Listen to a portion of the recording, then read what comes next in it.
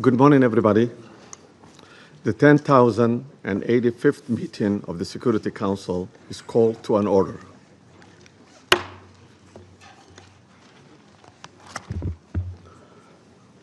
As this is the first formal meeting of the Security Council this year, I should like to extend my warm wishes on the new year to all members of the Security Council, the United Nations, and the Secretariat.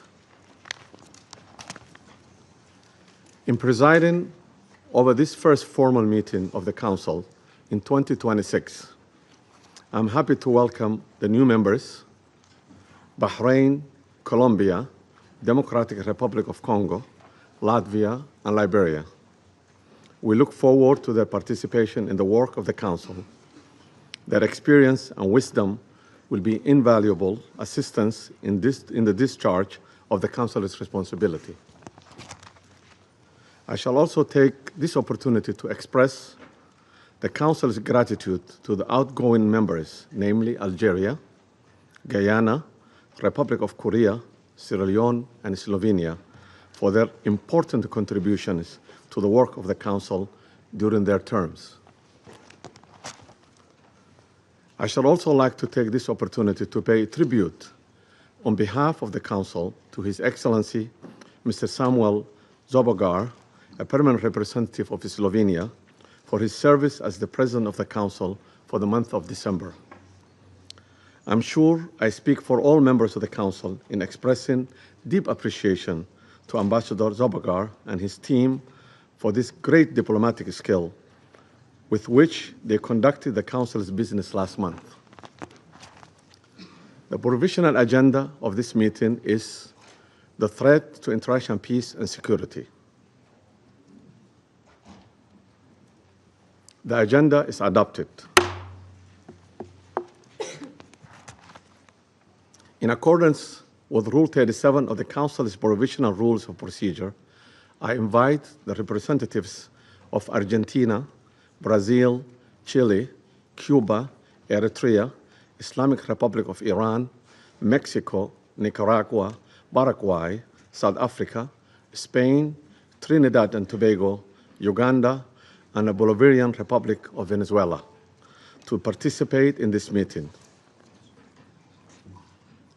It's so decided. In accordance with Rule 39 of the Council's Provisional Rules of the Procedure, I invite the following briefers to participate in this meeting. Ms. Rosemary DiCarlo, the Undersecretary General for the Political and Peace-Building Affairs. Mr. Jeffrey Sachs, President of UN Sustainable Development Solutions Network and Director of Center for Sustainable Development at Columbia University, and Ms. Mercedes de Freitas, Founder and Executive Director of Transparencia Venezuela. Is so decided. Security Council will now begin its consideration for item 2 of the agenda. I now give the floor to Ms. Rosemary DiCarlo. Thank you, Mr. President. Today, I'm going to deliver a statement from Secretary General Antonio Guterres, who was not able to be here this morning. Mr. President, members of the Security Council, we meet at a grave time following the 3 January United States military action in the Bolivarian Republic of Venezuela. The broad outlines of the events of Saturday have been widely reported. Early that day, U.S. forces were active across Caracas and in the northern states of Miranda, Aragua, and La Guaira. The extent of casualties resulting from these actions remains undetermined. In a statement on social media on Saturday, President Donald Trump announced the conduct of a, I quote, large-scale strike against Venezuela and its leader, President Nicolas Maduro, end quote. During a press conference on Saturday, President Trump stated, and I quote again, "We are going to run the country until such time that we can do a safe, proper, and judicious transition," end quote. The government of Venezuela has characterized the United States action as a military aggression carried out in civilian and military areas and as a flagrant violation of the Charter, posing a threat to international and regional peace and security. As we speak, President Maduro is being held in New York, accused by U.S. authorities, along with his wife, Celia Flores, of serious criminal offenses. What is less certain is the immediate future of Venezuela. I am deeply concerned about the possible intensification of the instability in the country, the potential impact on the region, and the precedent it may set for how relations between and among states are conducted. Mr. President, the situation in Venezuela has been a matter of regional and international concern for many years now. Attention on the country only grew following the contested presidential elections in July 2024. The panel of electoral experts I appointed at the Venezuelan government's request to accompany the elections highlighted serious issues. We have consistently called for the full transparency and the complete publication of the results of the elections. As reported to the Council on 23 December, the Office of the High Commissioner for Human Rights has cataloged serious violations. On 3 January, Venezuelan interim President Delcy Rodriguez invoked an emergency decree throughout the national territory, extending additional security powers to the government. Mr. President, the latest developments follow a period of heightened tensions beginning in mid-August, as discussed in this Council on 2 previous occasions. I have consistently stressed the imperative of full respect by all for international law, including the Charter of the United Nations, which provides the foundation for the maintenance of international peace and security. I remain deeply concerned that rules of international law have not been respected with regard to the 3 January military action. The Charter enshrines the prohibition of the threat or use of force against the territorial integrity or political independence of any state. The maintenance of international peace and security depends on the continued commitment of all member states to adhere to all the provisions of the Charter. Mr. President, Venezuela has experienced decades of internal instability and social and economic turmoil. Democracy has been undermined. Millions of its people have fled the country. The situation is critical, but it is still possible to prevent a wider and more destructive conflagration. I call on all Venezuelan actors to engage in an inclusive, democratic dialogue in which all sectors of society can determine their future. This entails the full respect of human rights, the rule of law, and the sovereign will of the Venezuelan people. I also urge Venezuela's neighbors and the international community more broadly to act in a spirit of solidarity and in adherence to the principles, laws, and rules erected to promote peaceful coexistence. I welcome and am ready to support all efforts aimed at assisting Venezuelans in finding a peaceful way forward. Mr. President, Excellencies, in situations as confused as complex as the one we now face, it is important to stick to principles. Respect for the UN Charter and all other applicable legal frameworks to safeguard peace and security. Respect for the principles of sovereignty, political independence, and territorial integrity of states. The prohibition of the threat or use of force. The power of the law must prevail. International law contains tools to address issues such as illicit traffic in narcotics, disputes about resources, and human rights concerns. This is the route we need to take. Thank you, Mr. President. I thank Ms. DiCarlo for her briefings. I now give the floor to Mr. Jeffrey Sachs. Mr. President, distinguished members of the Security Council, the issue before the Council today is not the character of the government of Venezuela. The issue is whether any member state, by force, coercion, or economic strangulation, has the right to determine Venezuela's political future or to exercise control over its affairs. This question goes directly to Article 2, Section 4 of the United Nations Charter, which prohibits the threat or use of force against the territorial integrity or political independence of any state. The Council must decide whether that prohibition is to be upheld or abandoned. Abandoning it would carry consequences of the gravest kind. Let me offer some background. Since 1947, the United States foreign policy has repeatedly employed force, covert action, and political manipulation to bring about regime change in other countries. This is a matter of carefully documented historical record. In her book, Covert Regime Change, political scientist Lindsay O'Rourke documents 70 attempted U.S. regime change operations between 1947 and 1989 alone. These practices did not end with the Cold War. Since 1989, major United States regime change operations undertaken without authorization by the Security Council have included, among the most consequential, Iraq 2003, Libya 2011, Syria beginning in 2011, Honduras 2009, Ukraine 2014, and Venezuela from 2002 onward. The methods employed are well established and well documented. They include open warfare, covert intelligence operations, instigation of unrest, support for armed groups, manipulation of mass and social media, bribery of military and civilian officials, targeted assassinations, false flag operations, and economic warfare. These measures are illegal under the UN Charter, and they typically result in ongoing violence, lethal conflict, political instability, and deep suffering of the civilian population. The recent U.S. record with respect to Venezuela is also clear.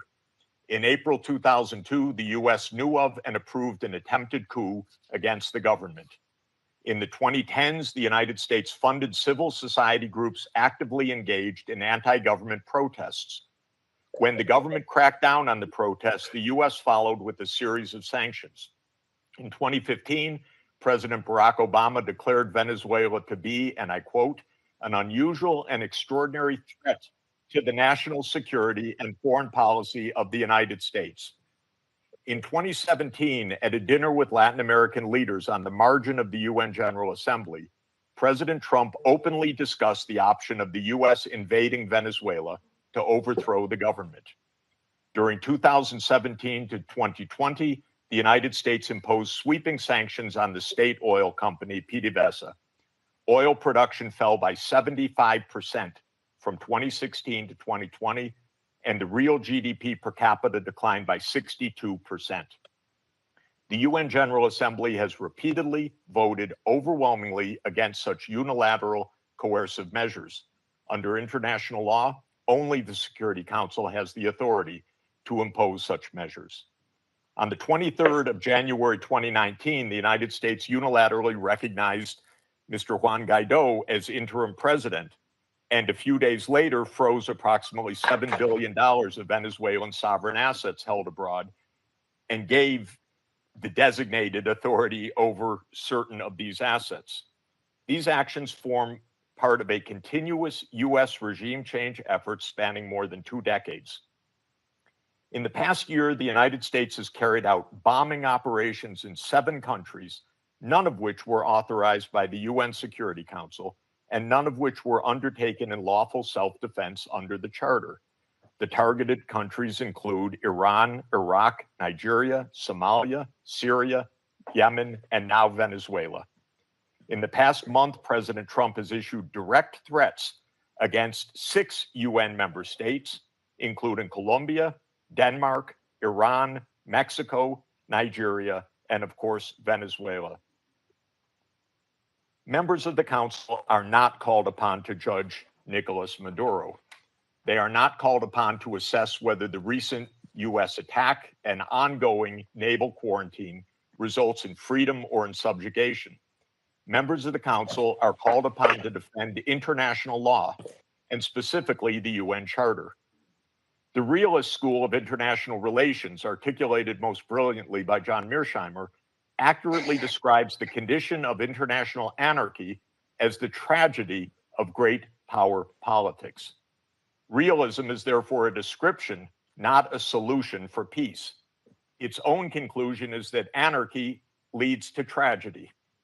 In the aftermath of World War I, the League of Nations was created to end the tragedy through the application of international law. Yet the world's leading nations failed to defend international law in the 1930s, leading to renewed global war. The United Nations emerged from that catastrophe as humanity's second great effort to place international law above international anarchy. In the words of the Charter, the UN was created, quote, to save succeeding generations from the scourge of war, which twice in our lifetime has brought untold sorrow to mankind. Given that we are in the nuclear age, failure cannot be repeated. Humanity would perish. There would be no third chance.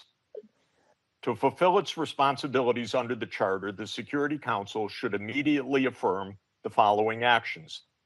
The United States shall immediately cease and desist from all explicit and implicit threats or use of force against Venezuela. The United States shall terminate its naval quarantine and all related coercive military measures undertaken in the absence of authorization by the UN Security Council. The United States shall immediately withdraw its military forces from within and along the perimeter of Venezuela, including intelligence, naval, air, and other forward deployed assets positioned for coercive purposes. Venezuela shall adhere to the UN Charter and to the human rights protected in the Universal Declaration of Human Rights. The Secretary General, I recommend, should immediately appoint a special envoy mandated to engage relevant Venezuelan and international stakeholders and to report back to the Security Council within 14 days with recommendations consistent with the Charter, and the Security Council should remain urgently seized of this matter. All member states should refrain from unilateral threats, coercive measures, or armed actions undertaken outside the authority of the UN Security Council. In closing, Mr. President and distinguished members of the Council, peace and the survival of humanity depend on whether the United Nations Charter remains a living instrument of international law or is allowed to wither into irrelevance. That is the choice before this council today. Thank you very much. I thank Mr. Sachs for his briefings. I now give the floor to Ms. Mercedes de Freitas.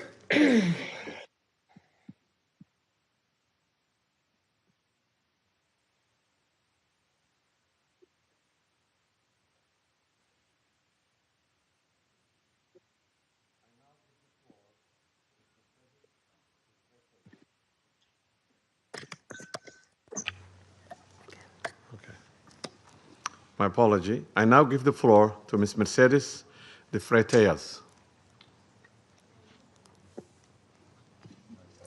Good morning. I speak in Spanish.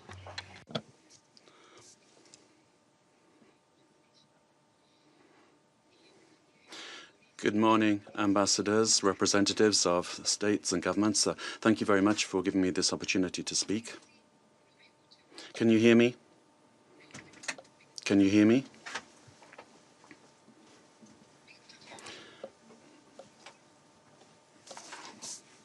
Good morning. I speak in Spanish. Buenos días, señor. Good morning, ambassadors, representatives of heads of state and government. Thank you to enable me to tell you something about Transparency Venezuela, the work that we have been doing.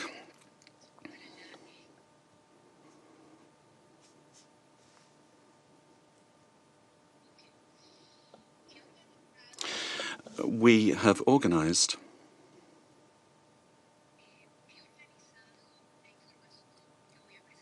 I've organized some information I'm going to put forward to you in 5 points.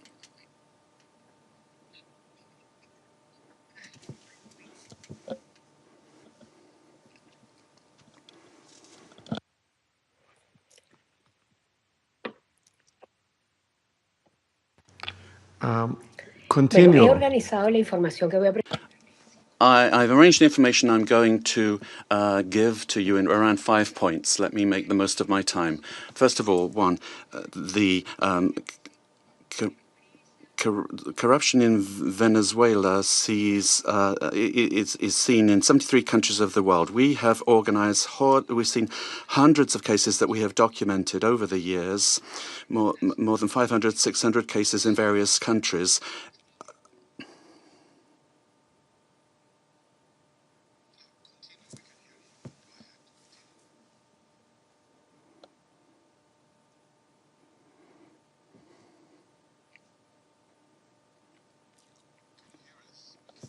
Can you hear us? solo en los sistemas de justicia. We looked at the justice systems of 30 countries, and 172 cases were dealt with for corruption, and more than $72 trillion were involved. $1 million were involved. This was public Venezuelan money. Nicolas Maduro and his family. The interpreter cannot hear the speaker. Ha sido el instrumento central, involucrada directa e indirectamente en el. It was a system that was involved in 90% of the corruption cases. Point number 2. The national criminal organizations. The interpreter cannot hear the speech to provide sufficient interpretation. I apologize. Soportar, proteger y dirigir las operaciones ilícitas. Las economías ilícitas de oro, droga, extorsión y trata de personas alcanzaron en 2024 $8.000 billones. Can you hear us? Ms. Freitas? De la producción de oro, ¿sí? Can you hear us? The interpreters cannot hear you. Can you slow down and raise your voice a little bit? Hay un delay. There's a delay, says the speaker. The problem the interpreter is having is with the quality of the sound, which is insufficient for interpretation. It's not the speed. Sí, la oigo con delay. I'm hearing you, but with a delay, says the speaker. I can hear you, though. Please proceed now.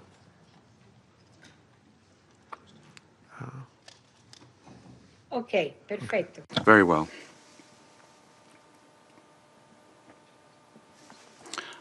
Point 2. National and international criminal organizations have a symbiotic relationship with the regime of Nicolas Maduro, sharing capacity, using the state structures to facilitate their work and to protect illicit operations in gold, for example, drugs, extortion, and human trafficking. And according to our estimates, this accounts for about $8 billion. Gold, for example, only 20% is reported to the National Treasury. The rest goes to private accounts where there are members and allies with the government. This mining industry has exploited so many people using national parks and also the Amazon area.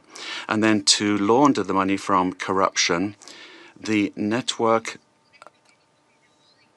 has money laundering structures that are very sophisticated. And since 2021, they've been involved in this work. 3, great corruption has led to a decrease in the income of the state and therefore public expenditure, and therefore affecting the quality of basic services. The current economy is in crisis. There's no money either to service the debt.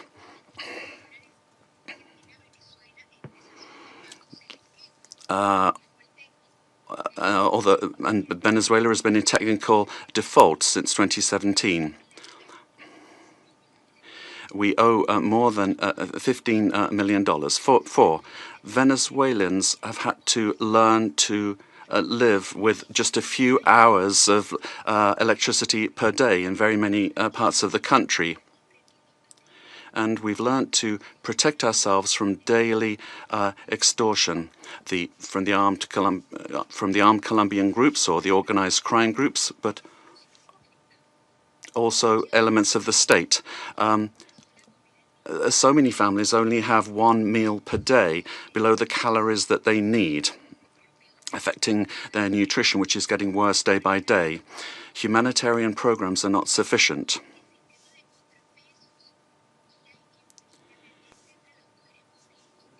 And then 5, there's no checks and balances between government departments. The government has captured all institutions, beginning with the justice institutions and also the oil company responsible for the majority of income for the country. In order to maintain control and the impunity of these illicit operations, a repressive system that's getting worse and worse is being applied.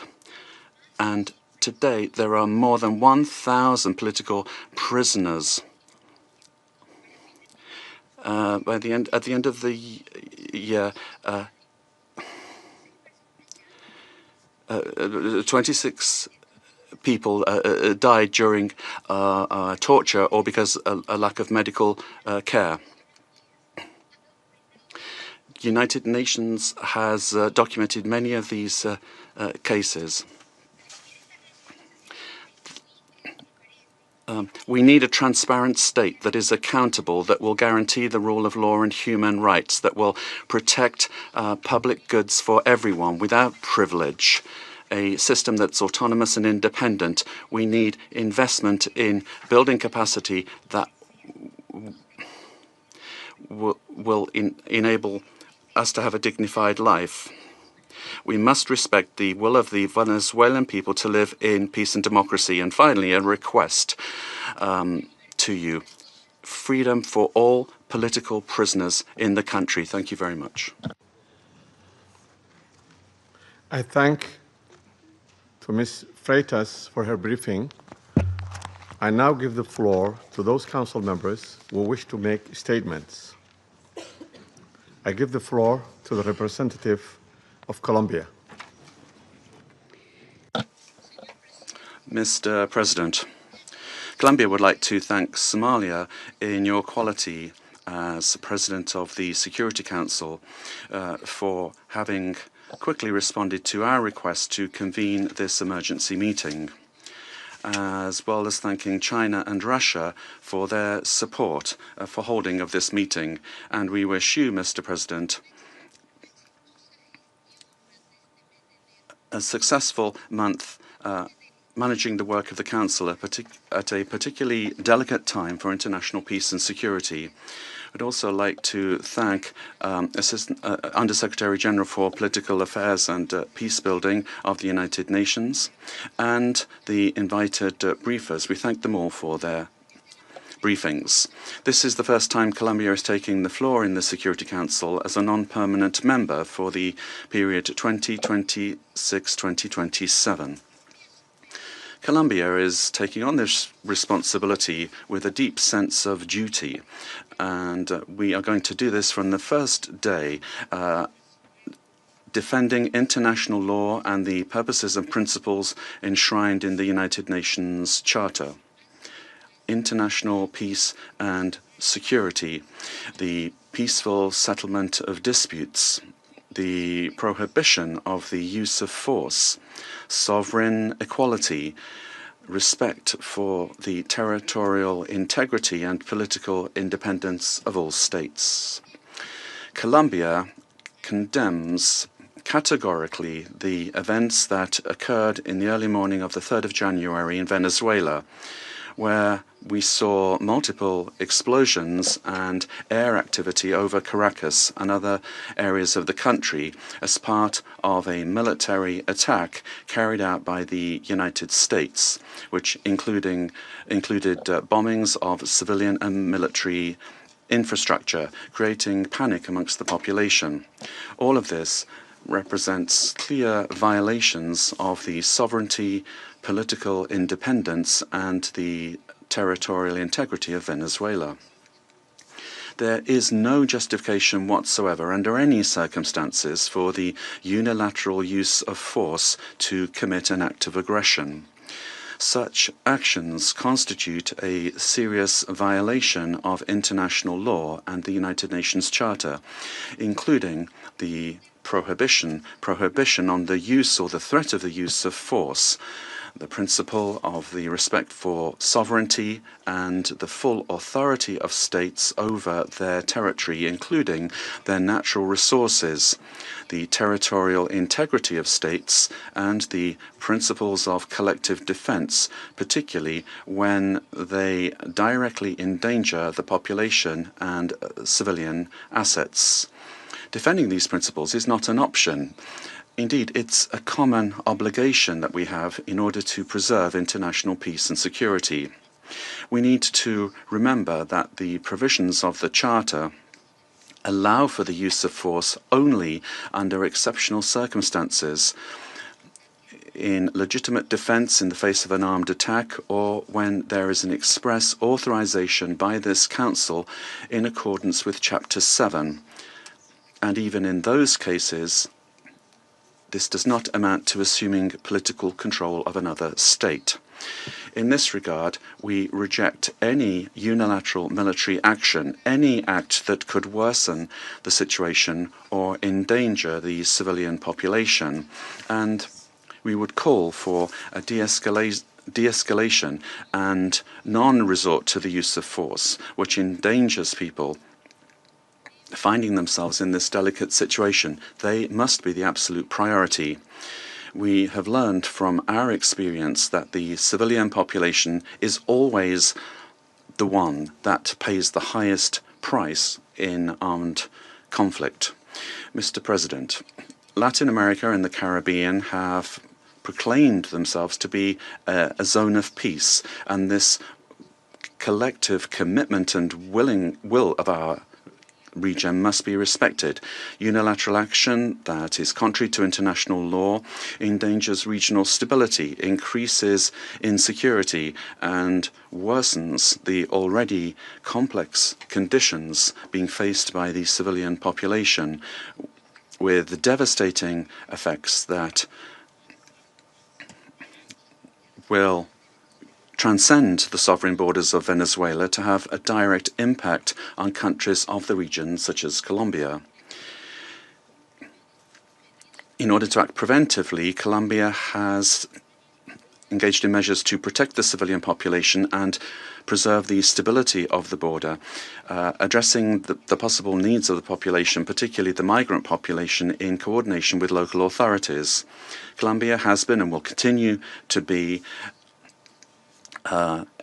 show solidarity in receiving the Venezuelan people who, given the uncertainty created by these attacks, this may lead to a massive outflow of migration, which will require significant efforts in terms of resources and capacities to provide the necessary support and assistance to those areas affected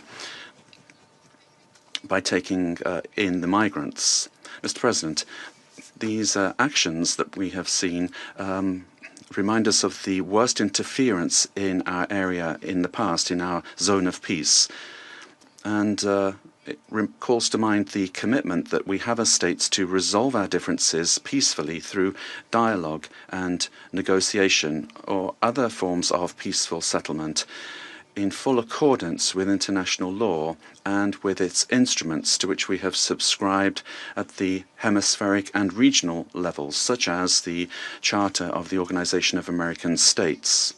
It's also important to understand the dimension of this situation for international peace and security beyond our region, particularly when a permanent member of the Security Council takes the decision to use force and assume control unilaterally of another sovereign state, with the aim, amongst other things, of taking its natural and strategic resources. This is very worrisome for the international community, the international order that was established after the Second World War, and flagrantly violates international law and is in clear contradiction with the United Nations Charter and the very goal for which this council was created. If a country, and particularly a country that is a permanent member of this council, disregards international law that we designed in San Francisco, what then is the role of this council, and where are the foundations for international peace and security? We are accepting that the law and the interests of the strongest prevail over multilateralism and over agreements that we have forged with dialogue and diplomacy in this very chamber.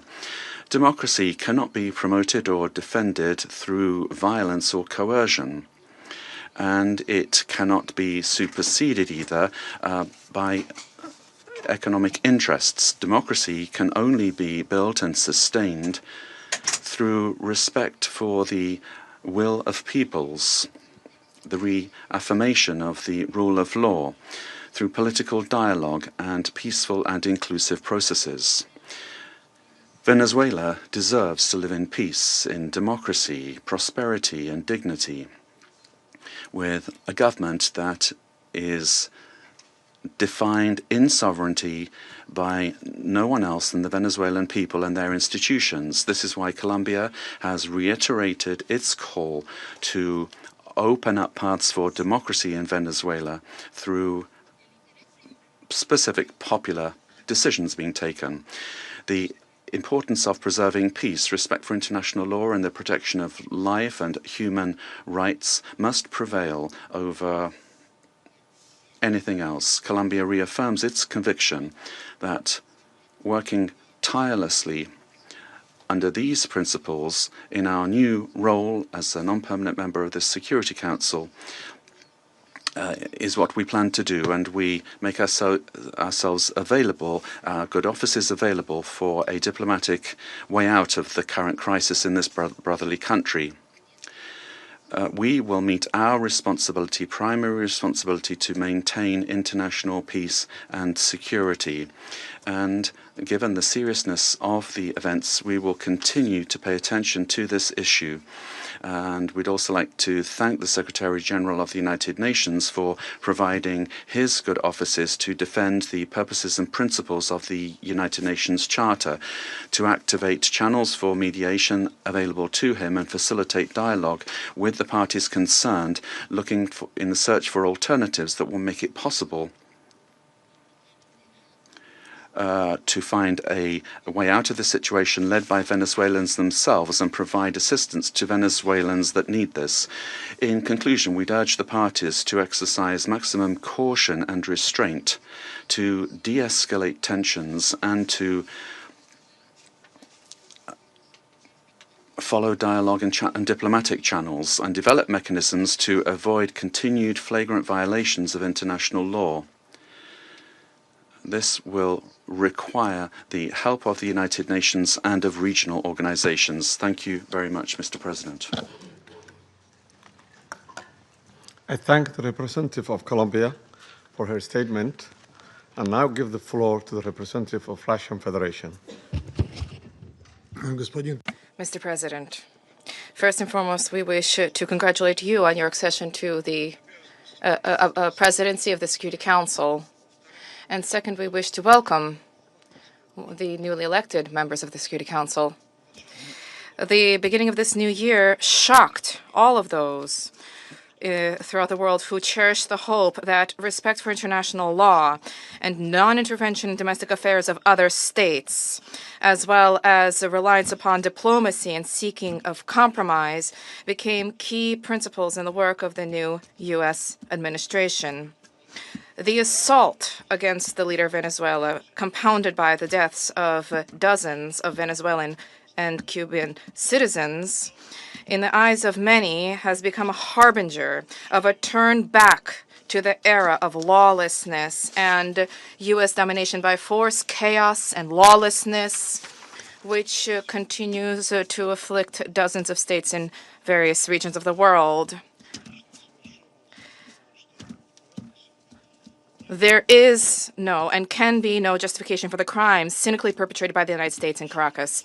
We firmly condemn the U.S. act of armed aggression against Venezuela in breach of all international legal norms. In connection with the confirmed reports about the presence of the abducted president of Venezuela, Nicolas Maduro, and his spouse in the United States, today, as we are aware, they are in New York, we call upon, corrects the Speaker, the U.S. leadership to immediately release the legitimately elected president of an independent state and his spouse. Any problems existing or conflict between the United States and Venezuela need to be resolved through dialogue. And this is precisely what is enshrined in the UN Charter, the purposes and the principles of which a number of states in recent years have begun to apply selectively, depending upon the political landscape. Today, we are reaping the consequences of their recklessness and selectivity in matters related to respect for the norms of international law, which were linked to the so-called rules-based world order. Here is your rules-based world order in all of its glory, which is horrifying even the staunchest Atlanticists. Mr. President, we extend our firm solidarity with the people of Venezuela in the face of the external aggression. We firmly support and completely support the policy of the Bolivarian government, which is geared towards protection of their national interests and the sovereignty of the country. Washington's aggressive acts have already been condemned by many states and multilateral associations, including the Non-Aligned Movement, the African Union, as well as a group of friends in defense of the Charter of the United Nations. We hope that the international banditry will immediately be met with objective and comprehensive assessment at the international legal level with United Nations, universal mechanisms, and other multilateral formats being brought to bear. This process must not be impacted by the recognition or non-recognition by any given states or groups of states of the legitimacy of Nicolas Maduro.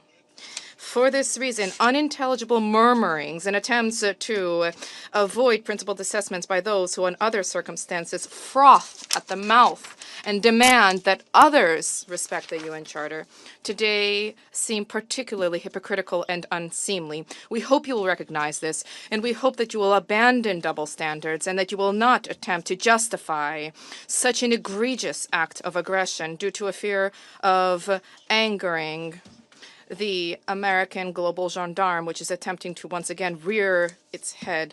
We are particularly appalled by the unparalleled cynicism with which Washington did not even attempt to conceal the true aims of its criminal operation, namely the establishment of unbridled control over Venezuela's natural resources and the assertion of their hegemonical ambitions in Latin America. In this way, Washington is generating fresh momentum for neocolonialism and for imperialism, which were repeatedly, decisively condemned and repudiated by the peoples of this region and by the global South as a whole. Distinguished colleagues, under these circumstances, it is exceedingly important for the entire international community to unite and to definitively reject the methods and tools of U.S. military foreign policy, which have been demonstrated in the case of Venezuela. This is the only way it is possible to compel Washington to revisit and to abandon their dangerous misconceptions. As we stated during previous meetings on Venezuela, the bell now tolls across the region, ringing for every country of the Western Hemisphere. The bell is ringing for all UN member states and for the future of the organization itself. Failing to hear this call today is tantamount to projecting cowardice and a lack of principle, essentially blessing ongoing encroachments of international law and rejecting civilized international conduct as a whole. We cannot allow the United States to proclaim itself as some kind of a supreme judge, which alone bears the right to invade any country, to label culprits, to hand down and to enforce punishments, irrespective of notions of international law, sovereignty, and non-intervention. Is this the world we sought to attain as we marked the 80th anniversary of the adoption of the Charter of the United Nations, when we all signed on to the relevant Security Council presidential statement? Is this the aim of United Nations reform, which we all advocate? Or has the United Nations and Security Council thereof, do they no longer exist? And is there need now to seek from Washington a patent to rule, so to speak? And is the self-determination of every person's and their right to determine their future worthless? These are the questions that we all must address today. And if this response is sincere, if it is principled, then perhaps the U.S. leadership, too, which openly is asserting intention to run another country for the benefit of the United States, they will perhaps glance at their own constitution, their constitution of the United States, which begins with the words, "We the people of the United States," and will begin, in fact, to recognize the sovereignty of other states rather than deposing inconvenient regimes. Thank you. I thank the representative of Russian Federation and now give the floor to the representative of China.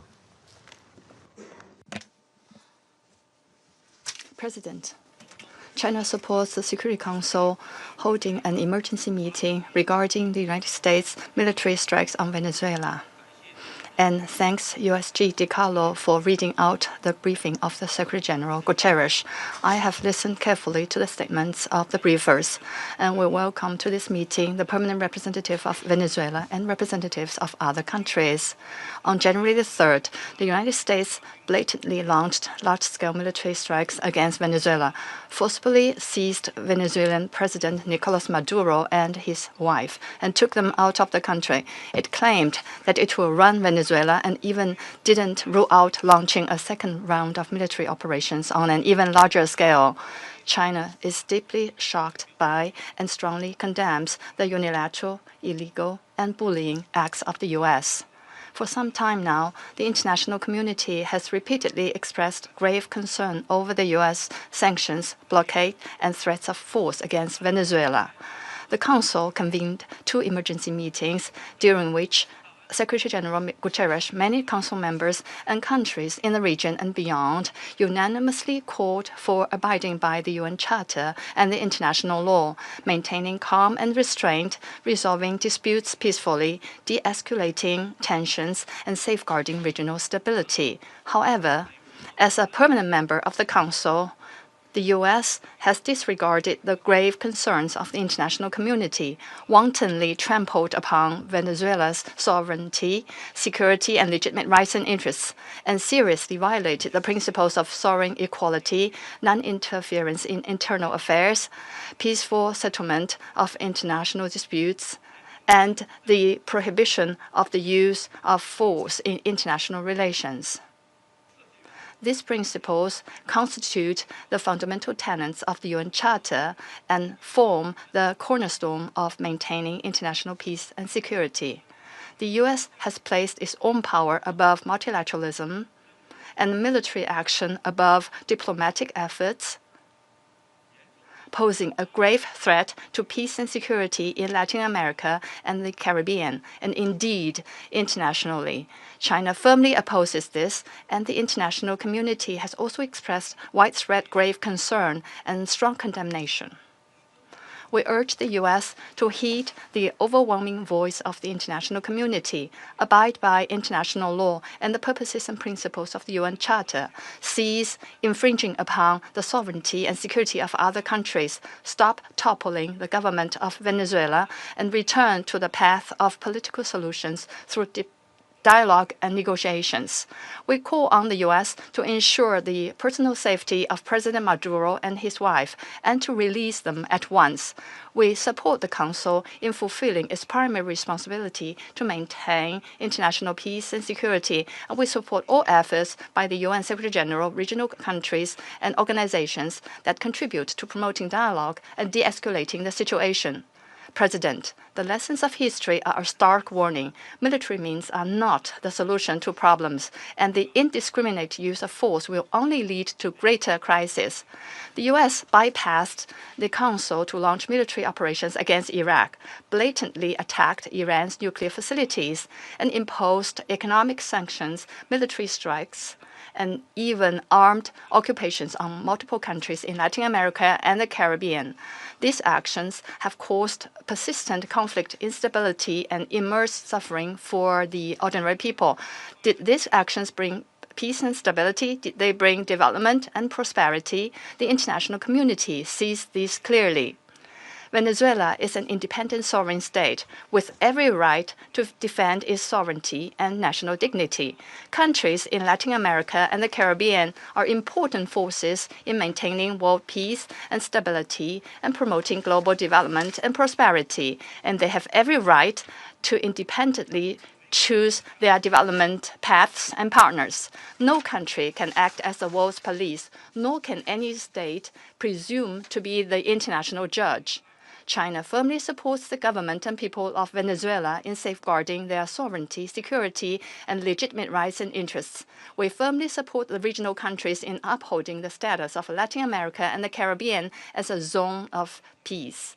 We demand that the United States change its course, cease its bullying and coercive practices, and develop relations and cooperation with regional countries on the basis of mutual respect, equality, and non-interference in international affairs.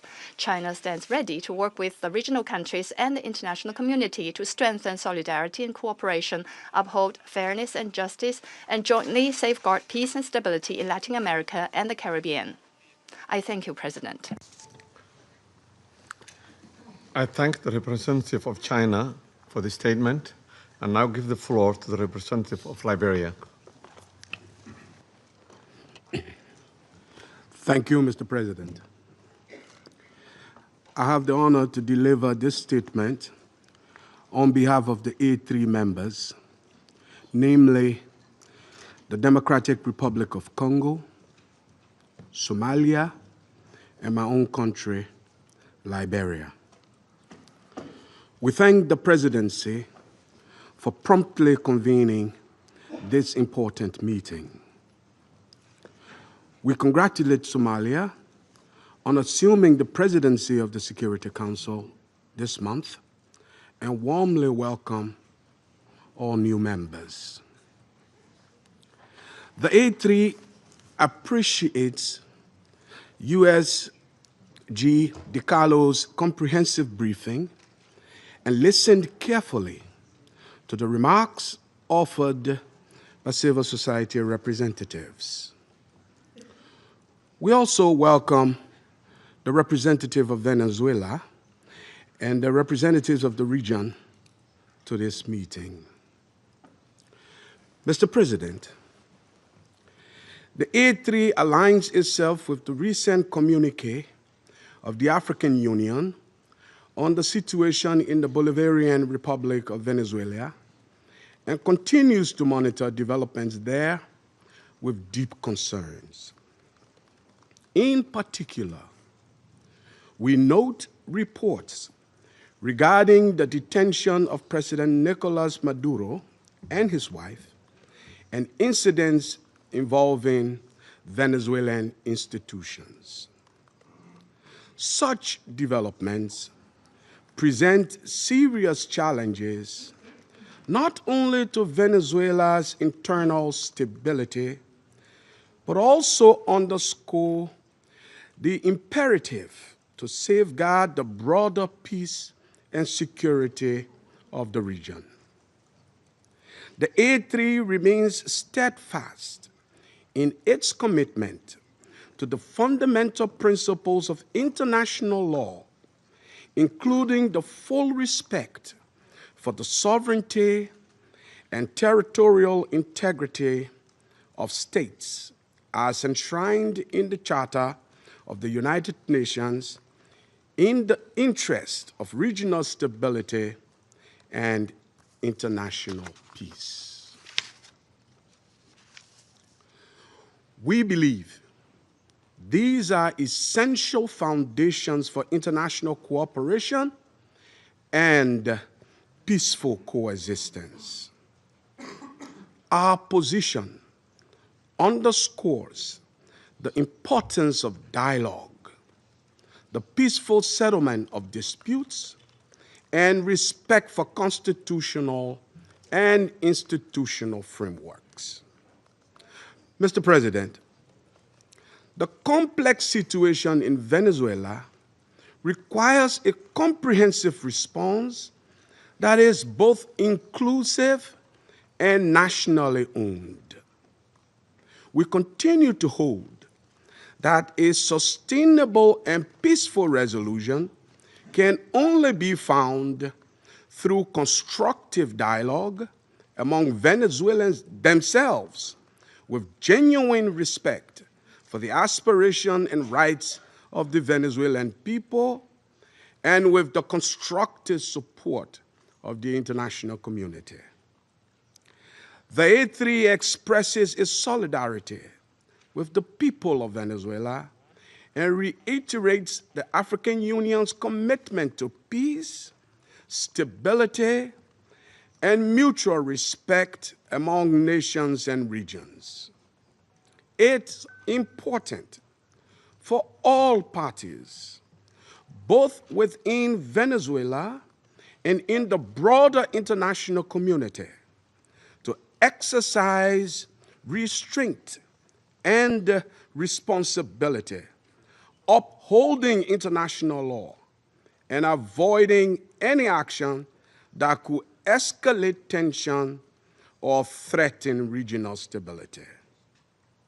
The A3 stands ready to support all efforts within this council and in cooperation with regional partners to facilitate a peaceful, inclusive, a lasting resolution to the situation in Venezuela.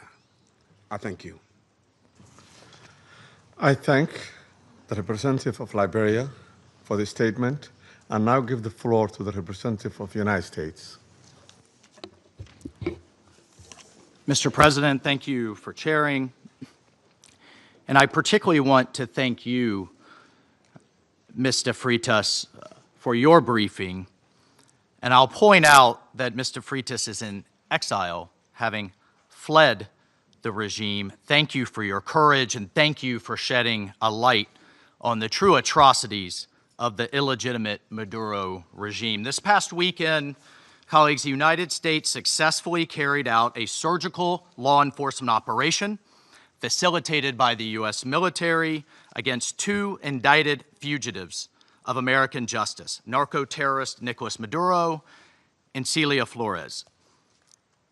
Colleagues, Nicolas Maduro is responsible for attacks on the people of the United States, for destabilizing the Western Hemisphere, and illegitimately repressing the people of Venezuela.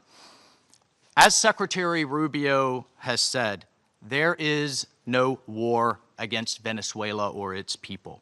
We are not occupying a country. This was a law enforcement operation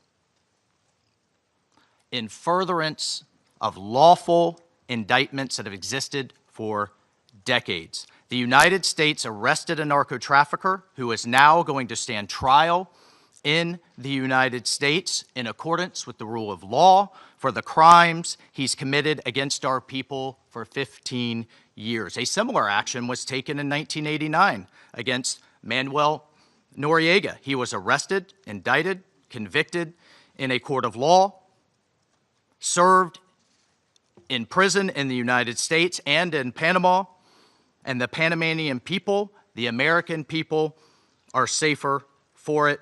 And undeniably, the region was more stable.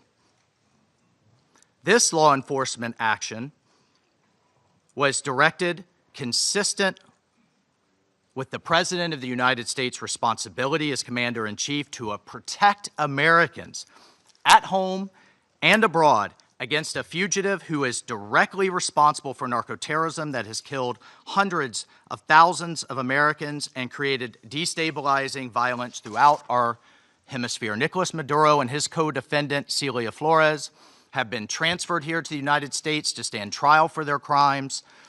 Maduro was indicted by a grand jury in the Southern District of New York and faces very serious criminal charges for his involvement in a wide-ranging conspiracy to conduct narco-terrorism, to traffic cocaine and other drugs, and conducting international weapons trafficking. The overwhelming evidence of his crimes will be presented openly in U.S. court proceedings. Colleagues, Maduro is not just an indicted drug trafficker. He was an illegitimate so-called president. He was not a head of state.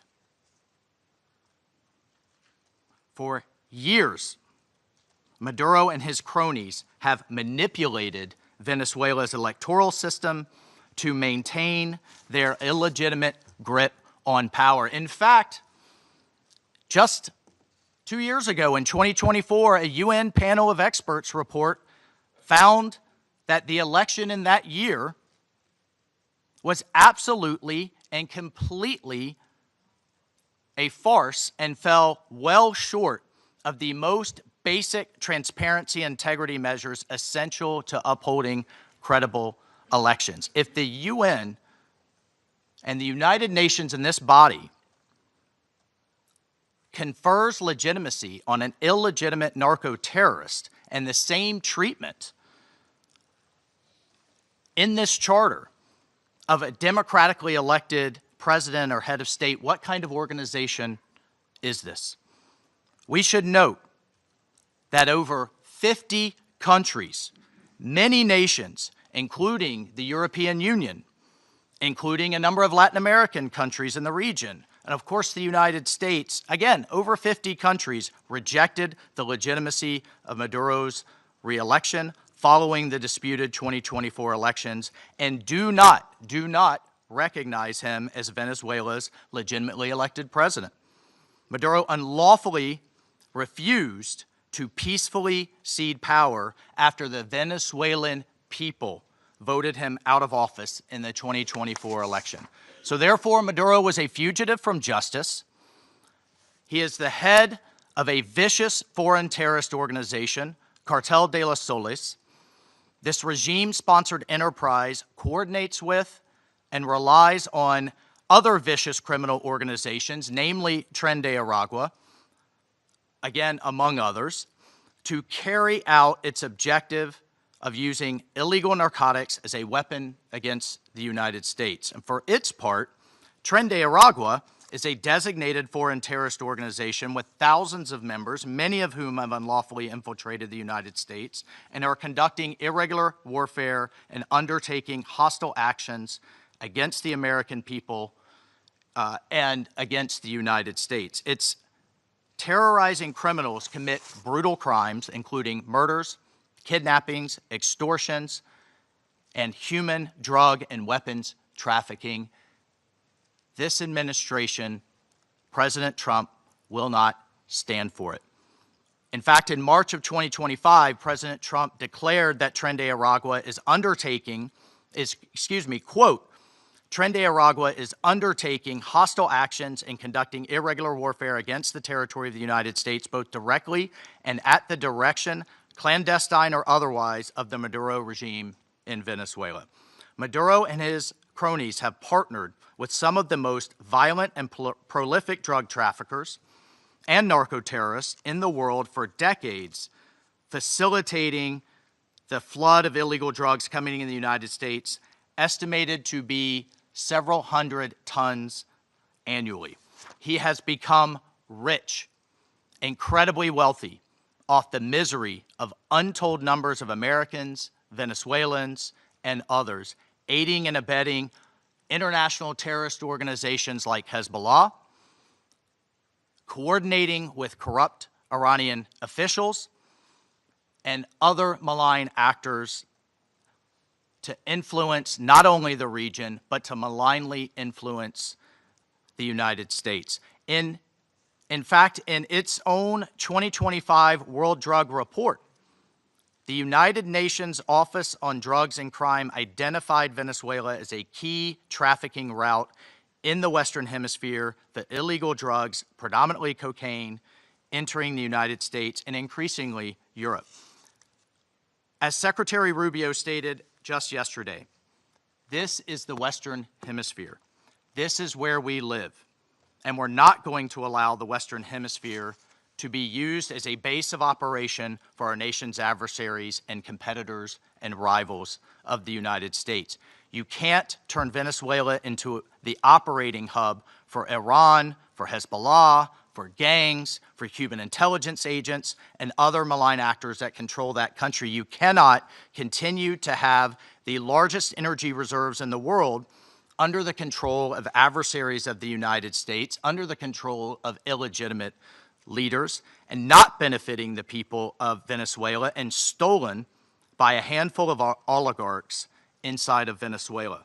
But it doesn't stop there. Numerous UN and international human rights organizations have issued reports documenting serious human rights abuses by the Maduro regime, including reports of extrajudicial killings, political prisoners, torture, and arbitrary and unlawful detentions.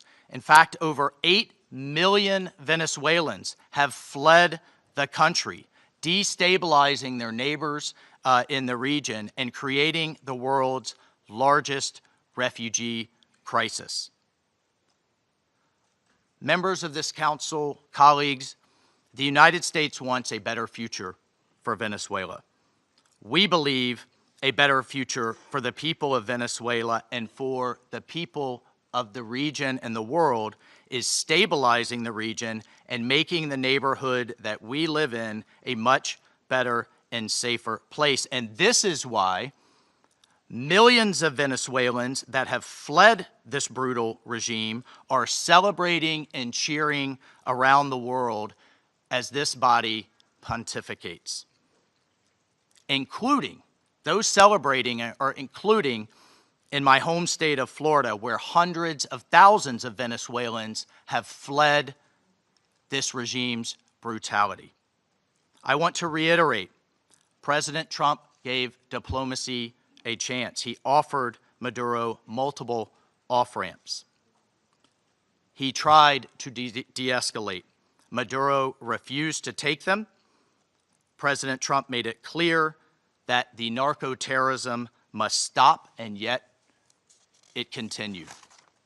The United States will not waver in our actions to protect Americans from the scourge of narco-terrorism and seeks peace, liberty, and justice for the great people of Venezuela. I thank you, Mr. President.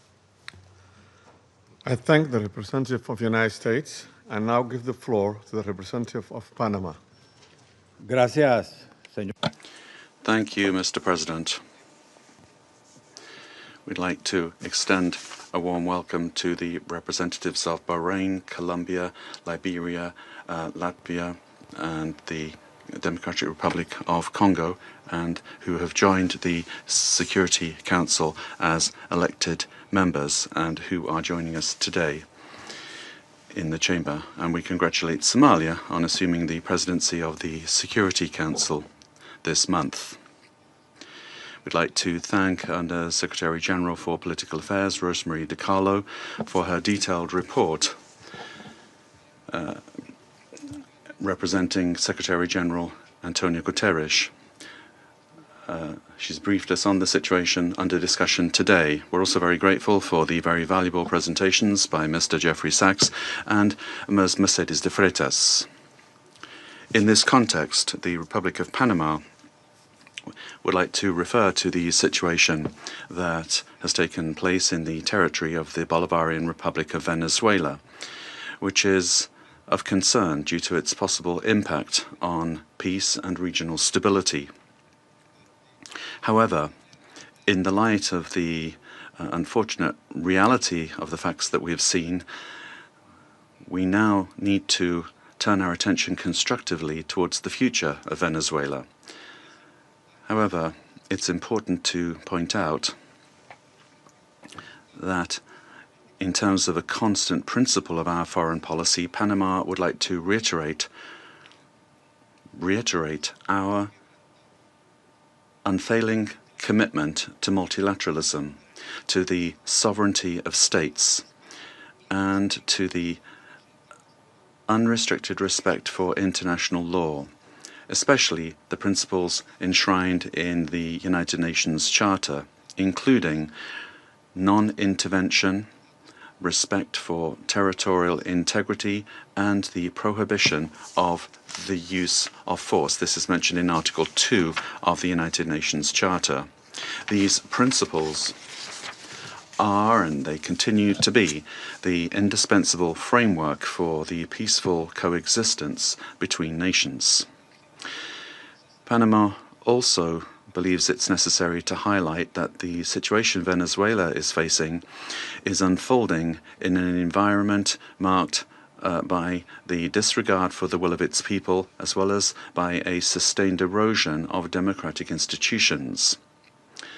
In this regard, Panama reiterates that it does not and will not recognize the authoritarian and illegitimate regime that has held Venezuelan men and women hostage, plunged them into one of the gravest political, social, humanitarian, and security crises in our region. Unfortunately, we have witnessed how the situation has gradually deteriorated under the regime, especially over the last year, with increased systemic erosion of democracy, the hollowing out of institutions, and the rise of authoritarian and repressive practices, which have contributed to an unfortunate outcome and therefore cannot be ignored by the international community. In particular, it is essential to call for the unconditional release of persons detained for political reasons. Many of them have been deprived of their liberty merely for raising their voices in a context in which dissent is not tolerated. From this moment on, we must demand that all political prisoners that the regime continues to hold hostage, Venezuelans and foreigners alike, be released without delay. Their physical well-being and safety must be guaranteed. Likewise, freedom of expression and the unequivocal respect for human rights must be immediately ensured. In this context, Panama underscores that its position does not stem solely from a principled democratic solidarity, but also from direct impact. A Panamanian citizen, Mr. Olmedo Núñez, remains arbitrarily detained in Venezuela without formal charges, without due process, without full access to a defense, and without effective consular guarantees. Added to this is the human impact of a multidimensional crisis that has forced around 9 million Venezuelans, men and women, to leave their homes, compelled to live in displacement and vulnerability as a consequence of the institutional and social collapse generated by the regime. A crisis that has had significant regional repercussions, reflected both in the irregular migration flows from south to north of a significant number of Venezuelan nationals, as well as reverse migration movements, including also a lot of Venezuelans, the effects of which are felt particularly in countries of transit and destination that this affects, including Panama. And this has decisively contributed to illegal migration. In the face of this reality, Panama issues a clear and firm call for Venezuela's short-term future to be fully democratic.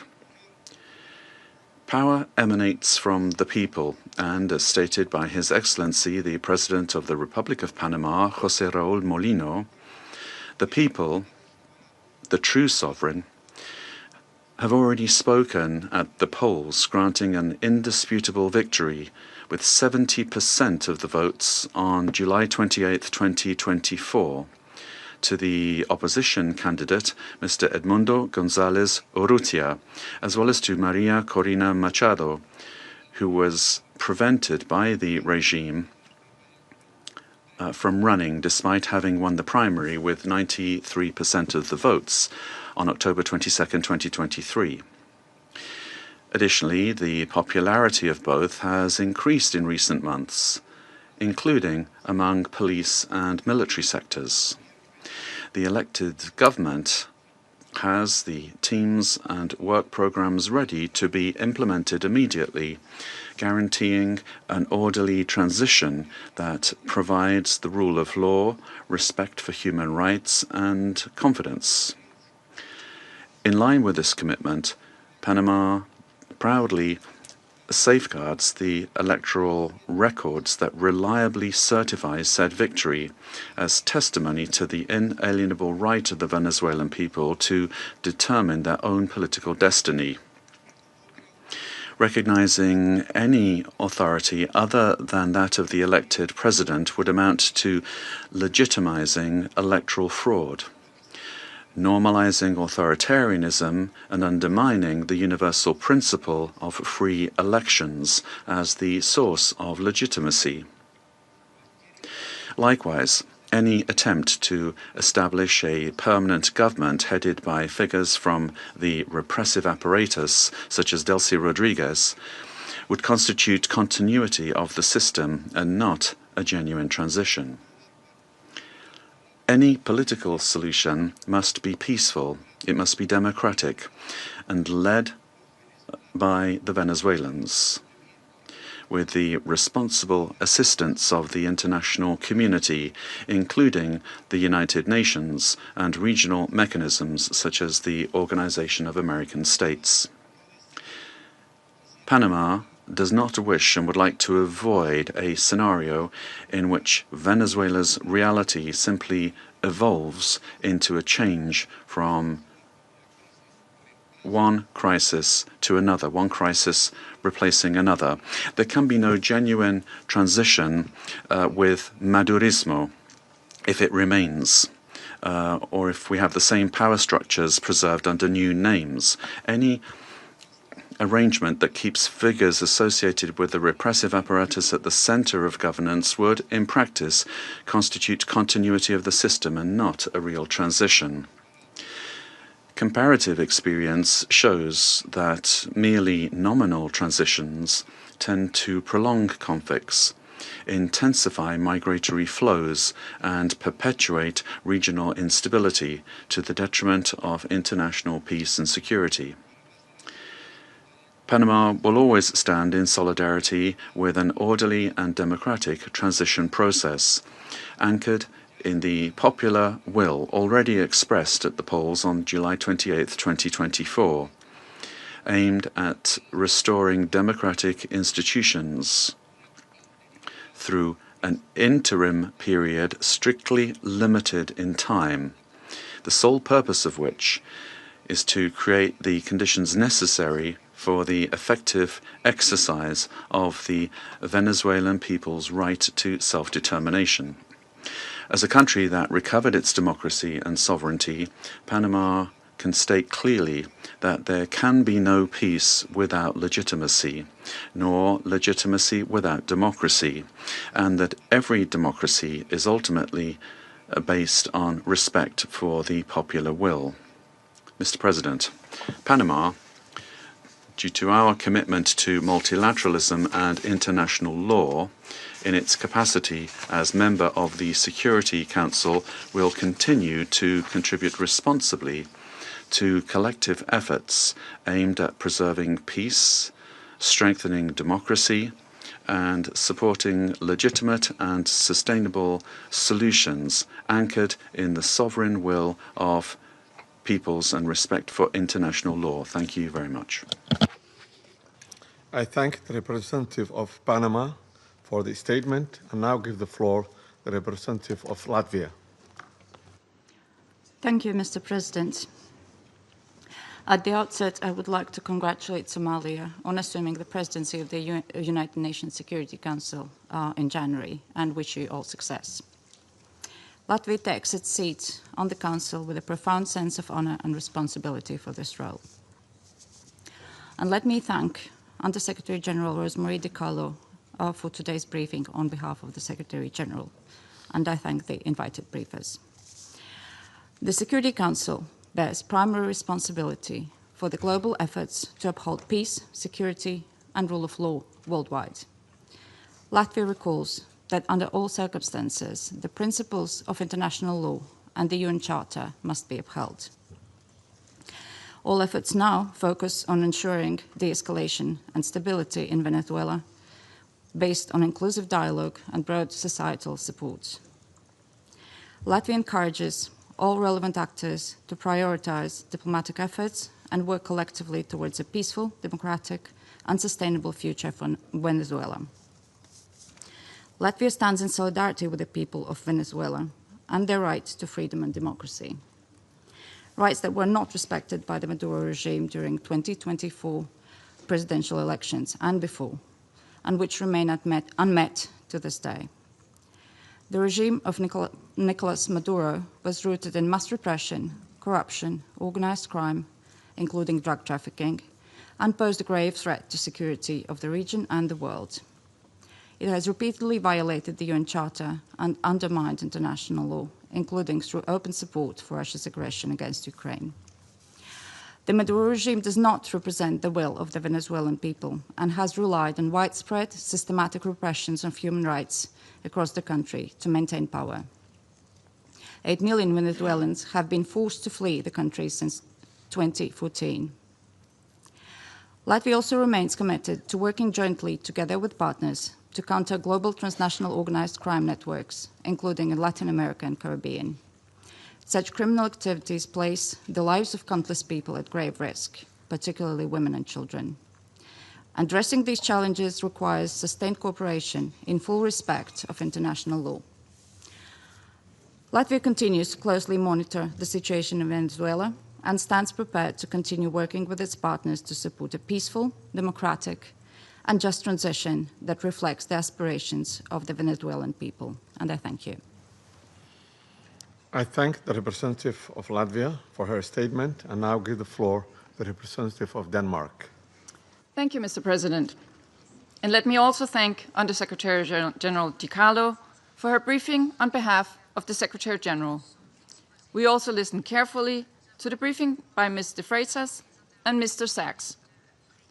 Mr. President, Denmark joins the Secretary General in expressing deep concern over the evolving situation in Venezuela.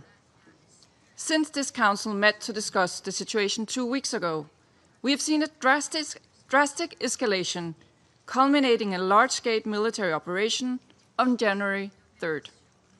At our last meeting, Denmark urged all actors to strictly adhere to international law and to de-escalate tensions and exercise the necessary restraint.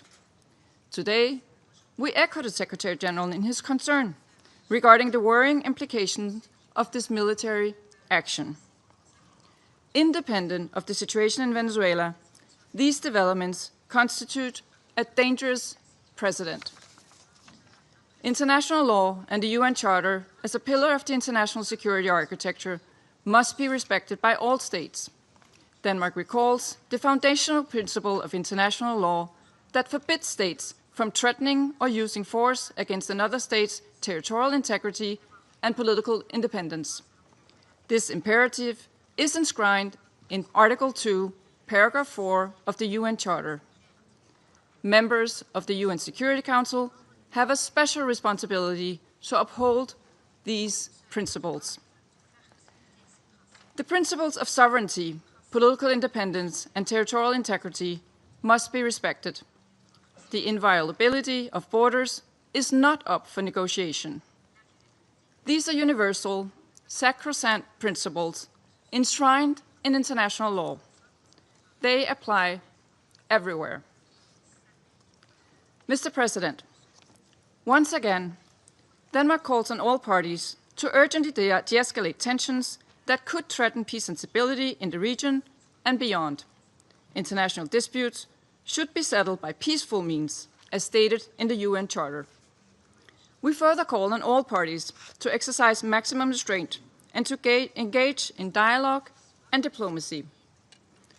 Denmark takes note of official statements from the United States government stating that the military operations are to combat drug trafficking and stem the illicit flow of illegal narcotics. Denmark shares the priority of combating organized crime and drug trafficking, while reiterating that counter-narcotic efforts, as all other efforts, must be conducted in strict accordance with international law, including the fundamental rules and principles of the UN Charter. Mr. President, against this backdrop, Denmark wishes to recall our solidarity with the people of Venezuela. Denmark does not recognize Nicolas Maduro as the legitimate president of Venezuela, following the lack of transparency and integrity in the 2024 presidential elections, which failed to meet basic democratic standards. In Maduro's attempts to cling to power, his authoritarian regime grew increasingly oppressive. His regime bears responsibility for widespread and systematic violations of human rights against his fellow citizens, and he should be held accountable. The victims of the Maduro regime's alleged crimes against humanity have to be heard. The Venezuelan people have a right to democracy and self-determination exercised through peaceful, inclusive, and credible democratic processes, free from fear of political persecution, intimidation, or repression, and external political interference.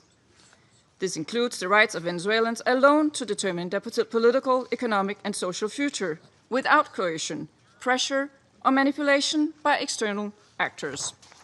No state should seek to influence political outcomes in Venezuela through the use or threat of force or through other means inconsistent with international law.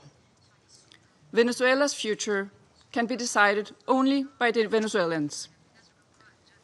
We call on all parties and stakeholders to come together for a negotiated and peaceful transition to democratic rule in a process led by and owned by Venezuelans. At this critical and uncertain time, it is imperative that all parties fully respect human rights and international law. Denmark remains committed to supporting Venezuela and the aspirations of its people on its path to lasting political stability. I thank you. I thank the representative of Denmark for her statement and now give the floor to the representative of the United Kingdom. Thank you, President. I congratulate Somalia on the assumption of the presidency of the Council for the month of January. And I thank our briefers for their remarks. Colleagues, the Venezuelan people have suffered for years. This Council now meets at a pivotal moment for Venezuela's future. Maduro's actions created extreme levels of poverty, violent repression, and failing basic services. His regime's rule precipitated a displacement crisis affecting the whole region. The United Kingdom has long been clear that Maduro's claim to power was fraudulent. To date, Venezuela's National Electoral Council has failed to publish the full results of the July 2024 presidential elections, and independent domestic and international reports also observed significant irregularities and a lack of transparency. President, the United Kingdom wants to see a safe and peaceful transition to a legitimate government that reflects the will of the Venezuelan people. They deserve a government which reflects their vote at the ballot box and delivers a more stable, prosperous future for all Venezuelans. Finally, President, the United Kingdom reaffirms its commitment to international law and the principles enshrined in the Charter of the United Nations. These foundations are essential for maintaining global peace, security, and the rule of law. I thank you. I thank the representative of the United Kingdom for his statement and now give the floor to the representative of France. Merci, Monsieur le Président. Thank you, Mr. President. First and foremost, I wish to congratulate you upon your presidency of the Security Council during the month of January. I also wish to thank Madam Rosemary DiCarlo for having conveyed to us the information from the Secretary General of the United Nations on the recent developments which have taken place in Venezuela. Mr. President, France has continued to stand in solidarity with the Venezuelan people as they face the crisis that has been plaguing them for far too many years. Specifically, and in particular, since the summer of 2024, on the 20th of July, 2024, the Venezuelan people exercised their right to vote peacefully in order to shape the future of their country. Their right to choose their leaders, nonetheless, has been stripped away from the people by Nicolas Maduro. Must we recall the facts? The electoral process has been was marred by numerous irregularities, and the final counting of votes was marred by a flagrant lack of transparency. In light of the democratic aspirations of the Venezuelan people, Nicolas Maduro has systematically responded with the repression of dissident voices, of members of the opposition, and of civil society, as well as with numerous arbitrary detentions. France has always expressed itself with clarity about the fact that these practices are unacceptable and that respect for human rights must be upheld. Mr. President, the military operation which has led to the capture of Nicolas Maduro runs counter to the principle of peaceful dispute resolution and runs counter to the principle of non-use of force. the proliferation of violations of the Charter of the United Nations and of violations of international law by states vested with responsibility as permanent members of the Security Council chips away at the very foundation of the international order.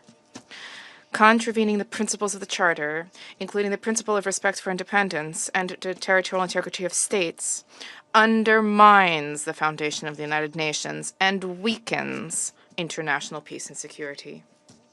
France remains faithful and committed to respect for the Charter of the United Nations and of the principle of peaceful dispute resolution. We have an obligation to uphold these principles at all times and in all places. Respect for these principles is indispensable. Mr. President, France wishes to reiterate our commitment to respect for the will of the Venezuelan people. The transition which is currently being opened up for Venezuela needs to be peaceful and democratic and carried out in a manner which respects the choice of the Venezuelan people, a sovereign people. This transition must be led by and for the Venezuelans. France stands ready, alongside states in the region and our partners at the European Union, to uphold dialogue with a view to the restoration of the free, democratic expression in Venezuela. We stand ready to support regional stability. This also needs to be the role of the Security Council. Thank you. I thank the representative of France for the statement and now give the floor to the representative of Bahrain. Sayyid Rais, Awaddu Bidayat. Mr. President, I wish to take this opportunity to congratulate first and foremost the Federal Republic of Somalia on its presidency of the Security Council during this month of January. We wish you every success. We also wish to take this opportunity to thank delegations whose mandate at the Council ended, namely Algeria, Guyana, the Republic of Korea, Sierra Leone, as well as Slovenia. We wish to thank them for their significant contributions to the attainment of the goals and the mission of the Council. I also wish to thank Madam Rosemary DiCarlo, Undersecretary General for Political and Peacebuilding Affairs, for her valuable briefing related to the latest developments which have taken place at in the Bolivarian Republic of Venezuela, and I wish to thank other briefers as well. We appreciate the reaffirmation by His Excellency the Secretary General of the United Nations, reaffirmation of the commitment to the fundamental principles of the Charter of the United Nations, a commitment to the peaceful diplomatic resolution of disputes. The Kingdom of Bahrain supports the call of the Secretary General for all stakeholders in Venezuela to engage in inclusive dialogue which guarantees respect for international law, and this in order to ease tensions, to preserve regional stability, and to avoid any potential adverse repercussions for security and stability in the region. The Kingdom of Bahrain also extends its support for efforts undertaken at the regional and international levels in order to reduce tensions and to enhance diplomatic means in order to provide for international peace and security. The Kingdom stresses the importance of the promotion of international cooperation in order to support all regional and international efforts which are geared towards combating international organized crime, trafficking in drugs, as well as scourges which are related to this. This undermines the stability of societies, undermines achievement of sustainable development. Therefore, these issues need to be dealt with in accordance with international relevant conventions. By way of conclusion, the Kingdom of Bahrain reaffirms our support for regional and international efforts to achieve a political, lasting solution in the Bolivarian Republic of Venezuela. This needs to be achieved through regional cooperation and with respect for national sovereignty. The goal is to provide for security and stability in Venezuela, to avoid risks of conflict and division, to protect civil peace, and to contribute to the preservation of regional security and stability, as well as international peace and security. Thank you, Mr. President. I thank the representative of Bahrain for the statement and now give the floor to the representative of Pakistan. Thank you, Mr. President. Allow me to begin by congratulating Somalia on its assumption of the presidency for this month and assuring you of my delegation's full support and cooperation. We welcome the new members joining the Council. I thank Undersecretary General Rosemary DiCarlo for reading out the remarks of the Secretary General and the valuable briefing. We also take note of the views shared by Mr. Jeffrey Sachs and Ms. Mercedes de Freitas. I welcome the participation of the permanent representative of Venezuela alongside the representatives of other countries from the region and beyond in the meeting. Mr. President, Pakistan views the recent developments in Venezuela with profound concern. In a world already beset by multiple crises, escalating tensions and instability in the Caribbean do not augur well for regional and international peace and security. The UN Charter enjoins us to refrain from the threat or use of force against the territorial integrity or political independence of any state. The UN Charter also binds member states to sovereign equality, non-interference in the internal affairs of others, and settlement of international disputes by peaceful means. Unilateral military action contravenes these sacrosanct principles and the doctrine of sovereign immunity. Such actions set dangerous precedents that risk eroding the foundations of the global legal framework. They also fuel instability, which, as history has shown time and again, can lead to unpredictable and uncontrollable outcomes for years to come. Mr. President, at this critical juncture, the path forward must be one of dialogue and diplomacy. Durable solutions to political differences can only be found through peaceful means, with full respect for the will of the Venezuelan people, free from any external interference. We hope that Latin American and the Caribbean region, as a zone of peace, will remain free from conflict and confrontation and continue its march towards enhanced regional cooperation and improved prosperity for the people. We urge all parties to exercise maximum restraint, de-escalate tensions, pursue peaceful coexistence, refrain from any actions that could exacerbate the volatile situation, and engage in dialogue, including by utilizing the sincere offers of mediation.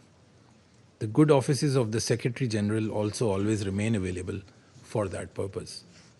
Lastly, Mr. President, I affirm Pakistan's commitment to contributing constructively to the discharge of the Security Council's primary responsibility for addressing the threat to international peace and security by diffusing tensions, promoting pacific settlement, and upholding respect for international law and the UN Charter. Peace and stability of Venezuela and the welfare and prosperity of its people, with full ownership, must be the overriding objective of all efforts. I thank you. I thank the representative of Pakistan for the statement and now give the floor to the representative of Greece. Thank you, Mr. President. At the outset, I would like to congratulate Somalia for assuming the presidency of the Council for the month of January, and I would like to welcome the newly elected members joining the Council. I would also like to thank USG DiCarlo for her briefing on behalf of the Secretary General, as well as Mr. Sachs and Ms. de Freitas for their remarks. Mr. President, Greece is closely monitoring developments in Venezuela. We urge all actors to exercise maximum restraint and to refrain from actions that would deepen the crisis and undermine prospects for peace and stability. Greece reiterates that the Charter of the United Nations and international law, including human rights law, must always be respected. We also recall the obligation of all parties to protect civilians, especially in times of heightened tensions. Greece shares the priority of combating transnational organized crime and drug trafficking, which pose a significant security threat worldwide. We reiterate that these challenges should be addressed through sustained cooperation in full respect of international law. Mr. President, Greece firmly believes that dialogue and diplomacy are the only viable tools for a peaceful transition and a sustainable resolution of the crisis. We join the Secretary General in encouraging all actors in Venezuela to engage in inclusive and meaningful dialogue in full respect of human rights, democratic principles, and the rule of law. We have long been clear that Nicolas Maduro's and illegitimate president's claim to power lacks legitimacy.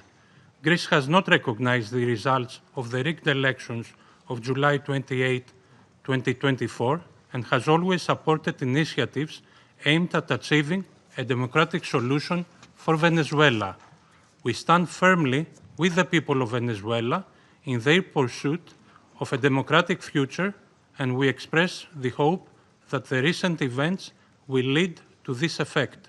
The voices of all Venezuelans need to be heard, and they deserve governance that reflects their will through peaceful and inclusive processes.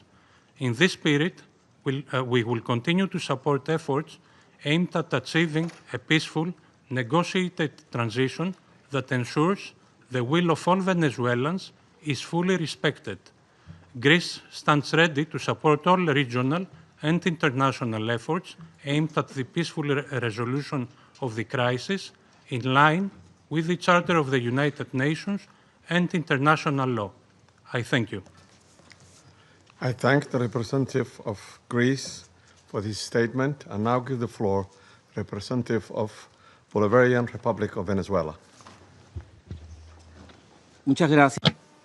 Thank you very much, Mr. President. Before coming to the substance of our statement today, I think we need to make an institutional clarification. We note with concern that an attempt is being made to present to the Security Council a supposed representative of civil society, a person whose public career trajectory bears the hallmarks of sustained funding from foreign governments and transnational corporations. This has been the case for years, as well as participation in processes of political destabilization and the promotion of institutional breakdown in her own country.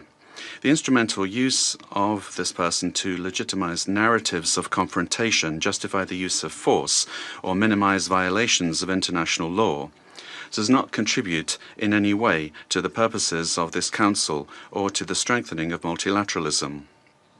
On the contrary, it erodes the credibility of the debates and distorts the Security Council's mandate entrusted with the maintenance of international peace and security. Mr. President, on January 3rd, 2026 is a date of profound historical significance, not only for Venezuela, but for the international system as a whole. On that day, the Bolivarian Republic of Venezuela was the target of an illegitimate armed attack lacking any legal justification by the government of the United States of America, which included bombing of our territory, the loss of civilian and military lives, the destruction of civilian infrastructure, essential infrastructure, and the kidnapping of the constitutional president of the Republic, Nicolas Maduro Moras, and the First Lady Cilia Flores. Venezuela comes before this Council today with a deep conviction that international peace can only be sustained if international law is respected without exception, without double standards, and without selective interpretations. The events of January 3rd constitute a flagrant violation of the UN Charter perpetrated by the US government, in particular the violation of the principle of sovereign equality of states, of the absolute prohibition of the use or threat of use of force against the territorial integrity or political independence of any state, as enshrined in Article 2, Paragraph 4, and a violation of the duty to settle disputes by peaceful means. Similarly, these acts also seriously violate the Geneva Conventions and its protocols, as indiscriminate attacks were carried out against the civilian population and assets. International human rights law has also been violated, particularly the right to life, personal integrity, and security. Of particular seriousness is the kidnapping of the President of the Republic by the government of the United States of America, which constitutes a direct violation of an essential norm of the international legal order, namely the personal immunity of heads of state in office. This immunity is not an individual privilege. It is an institutional guarantee that protects the sovereignty of states and the stability of the international system. Its disregard not only affects Venezuela, but also sets an extremely dangerous precedent for all states represented in this chamber, regardless of their size, power, or alliances. Mr. President, General Assembly Resolution 3314 clearly defines as an act of aggression the bombing of the territory of one state by the armed forces of another state, as well as the invasion or occupation, even without formal annexation. The events we are denouncing here unequivocally fit this definition. In 2004, the International Court of Justice affirmed that occupation exists when a state exercises effective control, even without formal annexation or the continuous presence of troops. Security Council Resolution 242, for its part, emphasizes that the acquisition of territory by force is inadmissible, while General Assembly Resolution 2625 establishes that the territory of a state shall not be subject to military occupation as a result of the use of force in contravention of the UN Charter.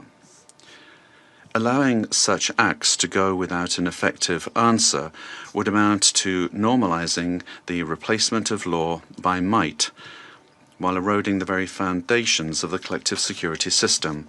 Today, it is not only Venezuela's sovereignty that is at stake, the credibility of international law, the authority of this organization, and the validity of the principle that no state can set itself up as a judge, party, and executor of the world order are also at stake. Mr. President, we cannot ignore a central element of this U.S. aggression. Venezuela is the victim of these attacks because of its natural resources. Our country's oil, energy, strategic resources, and geopolitical position have historically been factors of greed and external pressure. When force is used to control resources, impose governments, or redesign states, we are faced with a logic that harks back to the worst practices of colonialism and neocolonialism. Accepting such a logic would mean to open the door to a deeply unstable world in which countries with greater military capacities can decide by force the political and economic destinies of other states. This scenario not only threatens Venezuela, it threatens international peace and security as a whole. If the kidnapping of a head of state, the bombing of a sovereign country, and the open threat of further armed action are tolerated or downplayed, the message sent to the world is a devastating one, namely that the law is optional and that force is the true arbiter of international relations. Venezuela firmly believes in diplomacy, dialogue, and peaceful coexistence among nations. That has always been our historical position, and it remains so today, even in the face of an aggression of this magnitude. It is precisely that commitment to peace, the one that was violated on the 3rd of January. Therefore, Venezuela urges this Security Council to fully assume its responsibility and to act in accordance with the mandate conferred upon it by the Charter of the United Nations.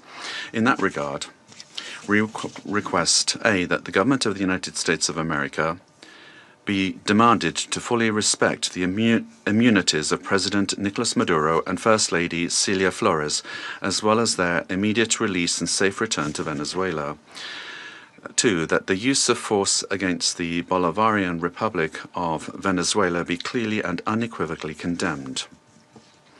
Thirdly, that the principle of non-acquisition of territory or resources by force be reaffirmed. And 4, that measures aimed at de-escalation, the protection of the civilian population, and the restoration of international law be adopted. Mr. President, in spite of the seriousness of the events, Venezuela would like to inform this body and the international community that its institutions are functioning normally, that constitutional order has been preserved, and that the state exercises effective control over all of its territory.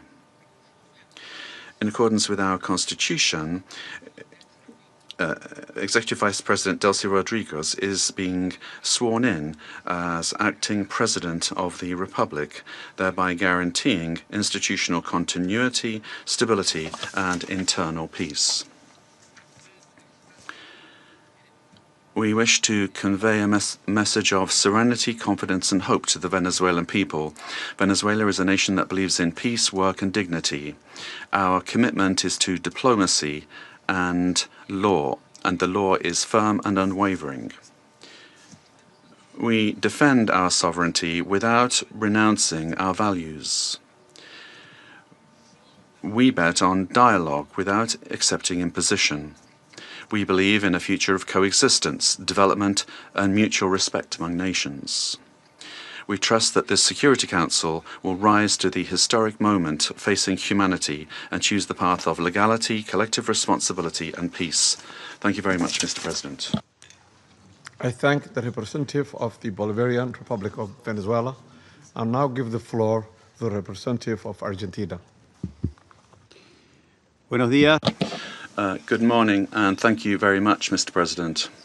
Mr. President, the government of the Argentine Republic values the decision and determination demonstrated by the President of the United States of America and by his government in the recent actions taken in Venezuela that resulted in the capture of the dictator Nicolas Maduro, leader of the Cartel of the Suns, declared a terrorist organization by Argentina in 2025, the same year in which Argentina also declared the Tren de Aragua a terrorist organization.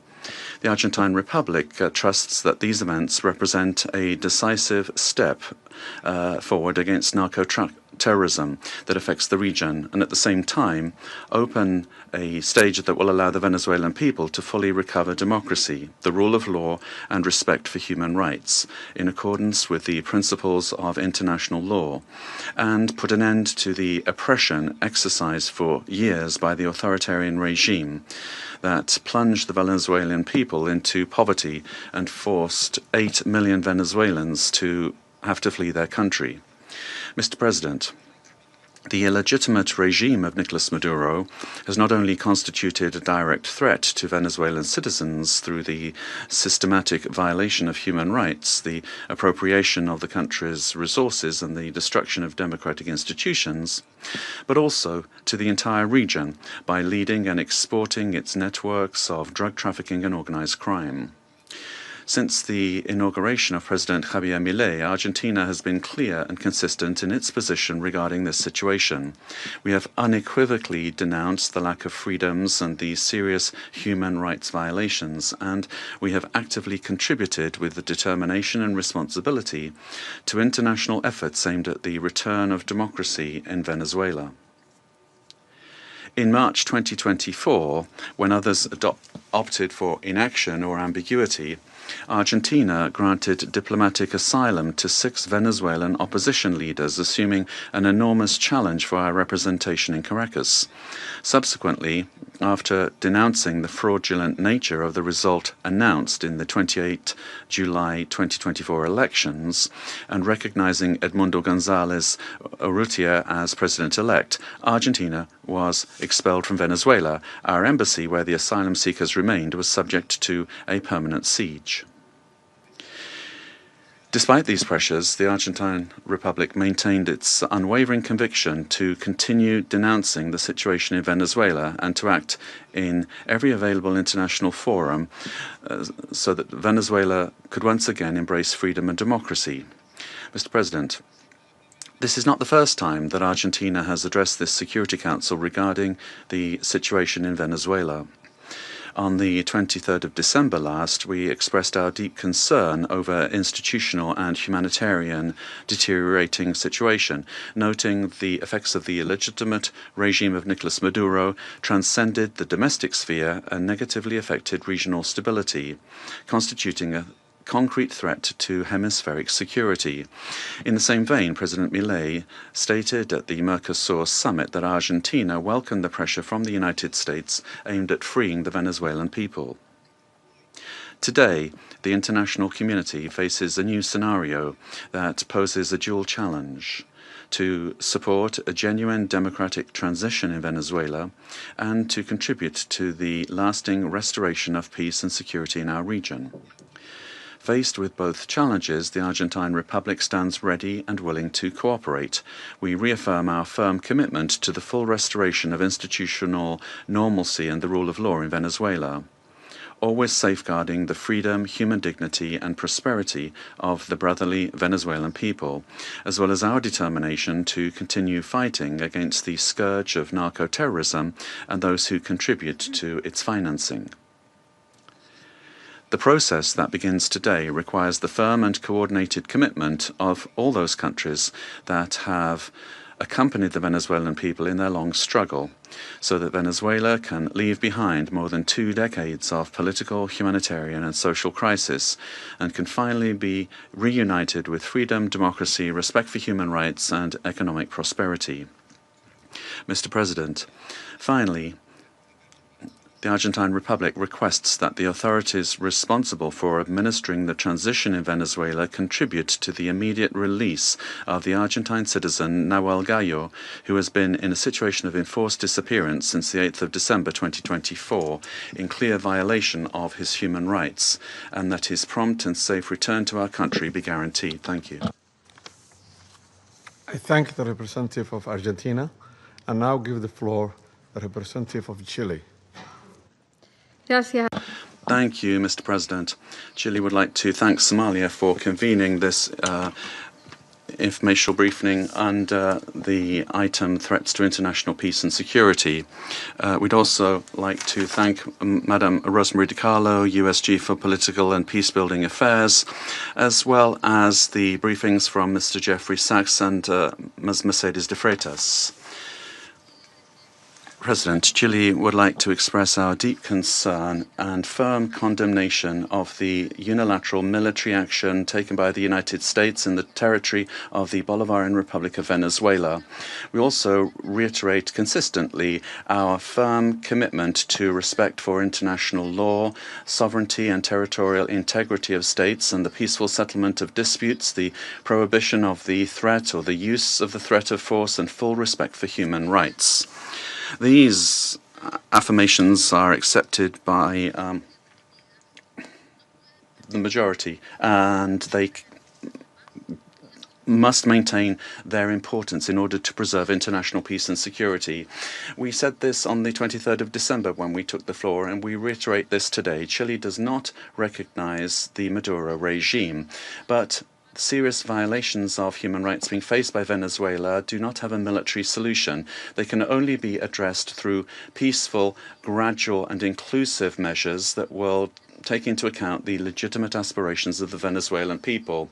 Respect for international law does not allow for exceptions, including when it comes to addressing the illegitimacy of a president. Problems must always be solved within the normative framework that we have provided for ourselves as nations. The future of Venezuela must include free elections, citizen participation, and international assistance, and not with actions that could create dangerous precedents or escalate tensions in the region with serious consequences for the population. Chile, as a witness of history and based on our own experience with the loss of democracy, where there was foreign interference that caused extreme damage and pain for the Chilean people, we were able to recover our democracy through a transitional process that was carried out with the assistance of the international community, the strength of organized citizens, and through our institutions. Mr. President, Chile would like also to underscore the urgent need to continue with coordinated efforts multilaterally to address transnational organized crime, and we're also convinced that Latin America and the Caribbean must continue to be a zone of peace, because that zone of peace not only serves Latin America and the Caribbean, but the entire world. An armed conflict will have devastating humanitarian consequences in Venezuela and in the region. It will worsen the suffering of the civilian population and worsen even further the displacement, insecurity and vulnerability aspects of the situation. We reiterate that any differences must be dealt with exclusively through peaceful means in strict respect for international law, the sovereignty of states, and the prohibition of the use or the threat of the use of force. As was recently indicated by the heads of state of Brazil, Chile, Mexico, Uruguay, and Spain, we express our concern with regard to any attempt to control government administration or foreign ownership of strategic assets. This would be against international law and would threaten the political, economic, and social stability of the region. Mr. President, given this complex scenario, Chile welcomes the role that could be played by multilateral fora. And here, particularly, we would refer to the role of the United Nations, and particularly the role that could be played by the Secretary General and by this Council, with the consent of the parties involved to contribute to de-escalating the situation and searching for an understanding that would favor a peaceful and lasting exit to the crisis. Prudent leadership and experience of our organization, as well as the regional organizations and mechanisms, could be very relevant to avoid a further worsening of the situation and to keep open the channels of communication. Chile reiterates its preparedness to support constructive initiatives that will point in this direction and work together with countries of the region and with the international community for stability and mutual understanding and respect for the principles that underpin this organization. Thank you. I thank the representative of Chile for the statement and now give the floor to the representatives of Brazil. Mr. President, we'd like to thank Somalia for convening this emergency session of the Security Council. Brazil categorically and firmly rejects the armed intervention in Venezuelan territory in flagrant violation of the Charter of the United Nations and of international law.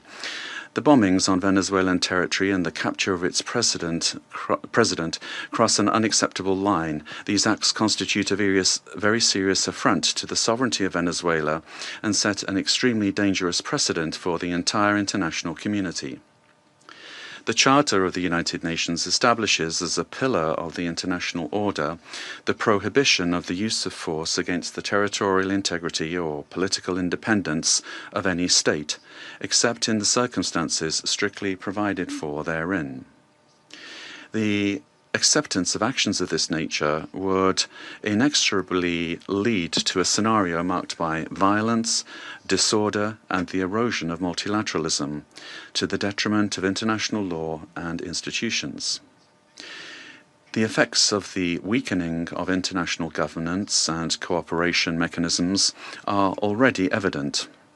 The record number since the Second World War of 61 active armed conflicts, the unprecedented figure of 117 million people in situations of humanitarian disaster around the world, reflecting the increase in wars, displacement, and crimes against humanity, such as the genocide in Gaza, and the global increase in military spending, which is approaching the historical mark of $2.7 trillion.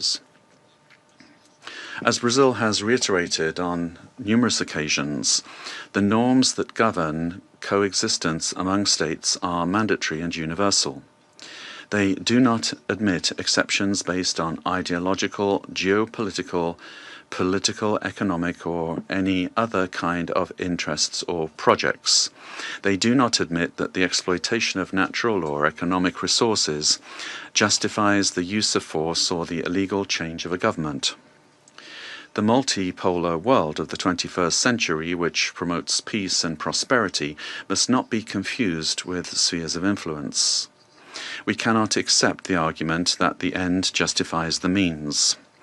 This reasoning lacks legitimacy and opens the possibility of granting the strongest the right to define what is just or unjust, what is right or wrong, and even to ignore national sovereignties, imposing the decisions to be taken by the weakest. Latin America and the Caribbean have made peace a conscious, lasting, and irreversible choice. The resort to force in our region evokes chapters of history that we believed we'd left behind us and endangers the collective effort to preserve the region as a zone of peace and cooperation, free of armed conflicts, respectful of international law and the principle of non-intervention. Armed interventions in the past have had profoundly negative and lasting consequences. Contrary to freedom and democracy, those interventions produced authoritarian regimes and serious violations of human rights, leaving as a lamentable result thousands of dead, political prisoners, tortured persons and disappeared persons whose families still today search for their loved ones as well as justice and reparation. For the first time in South America, a profoundly alarming event has occurred. An external armed aggression with the deployment of troops and bombings in a neighboring country contiguous with Brazil, with which we share more than 2,000 kilometers of border. Mr. President, South America is a zone of peace. I insist upon that. We have upheld and will uphold with full determination peace and non-intervention in our region. Furthermore, Brazil does not believe that the solution to the situation in Venezuela lies in the creation of protectorates in the country, but rather in solutions that respect the self-determination of the Venezuelan people within the framework of its constitution. The events of January 3rd transcend the regional sphere. The attack on the sovereignty of any country, regardless of the direction of its government, affects the entire international community.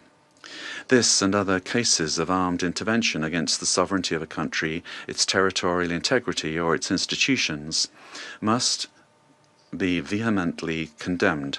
It is up to this Council to assume its responsibility and react with determination, clarity, and obedience to international law in order to prevent the law of force from prevailing over the force of law.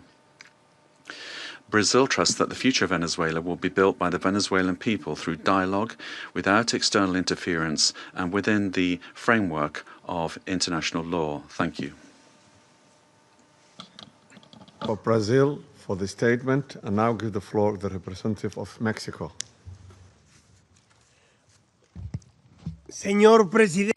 Mr. President,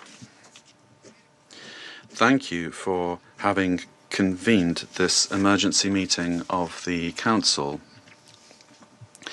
The government of Mexico has already made its position clear with regard to our condemnation of the military aggression of January 3rd against targets in the territory of Venezuela, in clear violation of Article 2 of the Charter of the United Nations.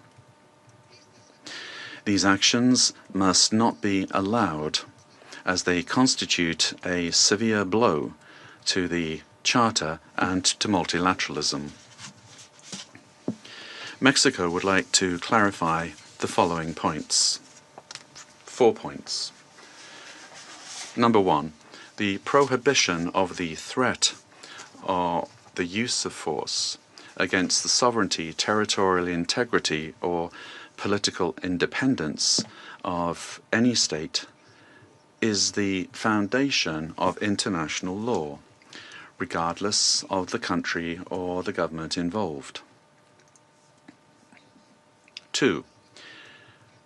Rhetoric pointing towards the escalation or expansion of military actions, including to other countries in our region, threatens regional stability. 3. The Security Council has the responsibility and, above all, it has the obligation to act decisively and without double standards in the face of serious violations of the Charter, and to restore international peace and security in strict adherence to the provisions of Article 24 and observing Article 27.3. for. It is for sovereign peoples to decide their destiny and to find peaceful, democratic, and negotiated solutions to their political differences within a framework of unrestricted respect for human rights. Regime change by external actors and the application of extraterritorial measures are not only acts contrary to international law, but historically, all they've done is exacerbate conflicts and weakened the social and political fabric of nations. Mr. President, esteemed colleagues, despite the political differences among our governments, Latin America and the Caribbean has been forged as a zone of peace. Collectively, we have, for decades now, resorted to the available political and legal mechanisms available in order to peacefully settle disputes. The current violation of this fragile balance gravely endangers the political stability and the security of the region, as well as the well-being of our peoples. Those who justify these acts deny the independent history of Latin America and the Caribbean. Mexico, firm in its constitutional principles of foreign policy and its pacifist calling, emphatically reiterates that dialogue and negotiation are the only legitimate and effective ways to resolve existing differences.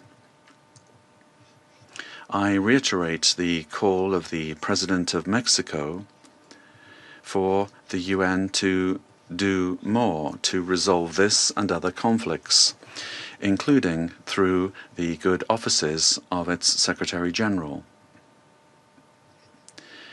In view of the events of January 3rd, Mexico reaffirms its willingness to support any effort at facilitating dialogue, mediation, or providing assistance that promotes peace in the region.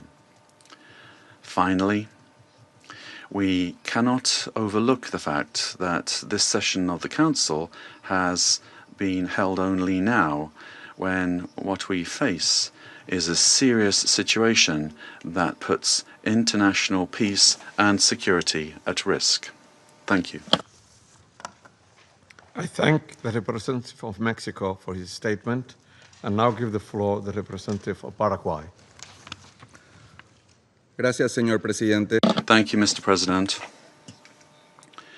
The delegation of Paraguay would like to thank the Presidency and the members of the Council for the opportunity to take the floor at this very important session.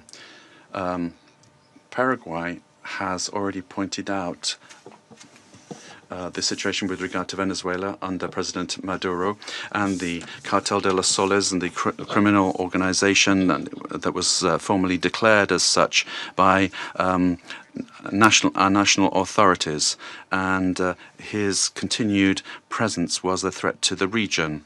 The exit of the leader of that terrorist organization should immediately lead to the restoration of democracy and to the rule of law in Venezuela, making it possible for the popular will expressed at the ballot box will be the foundation for reconstruction in Venezuela.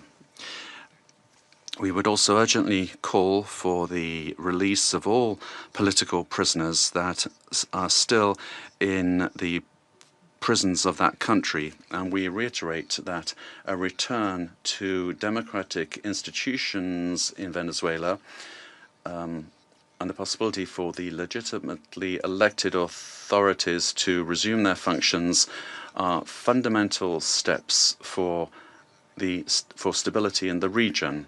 And finally, Paraguay reaffirms our historic commitment to the peaceful settlement of disputes, and we would observe the current events in Venezuela, and we would urge democratic means to be given priority for an ordered transition. Our commitment will continue to be to the democratic principles of the rule of law and peace in society. Thank you very much, Mr. President.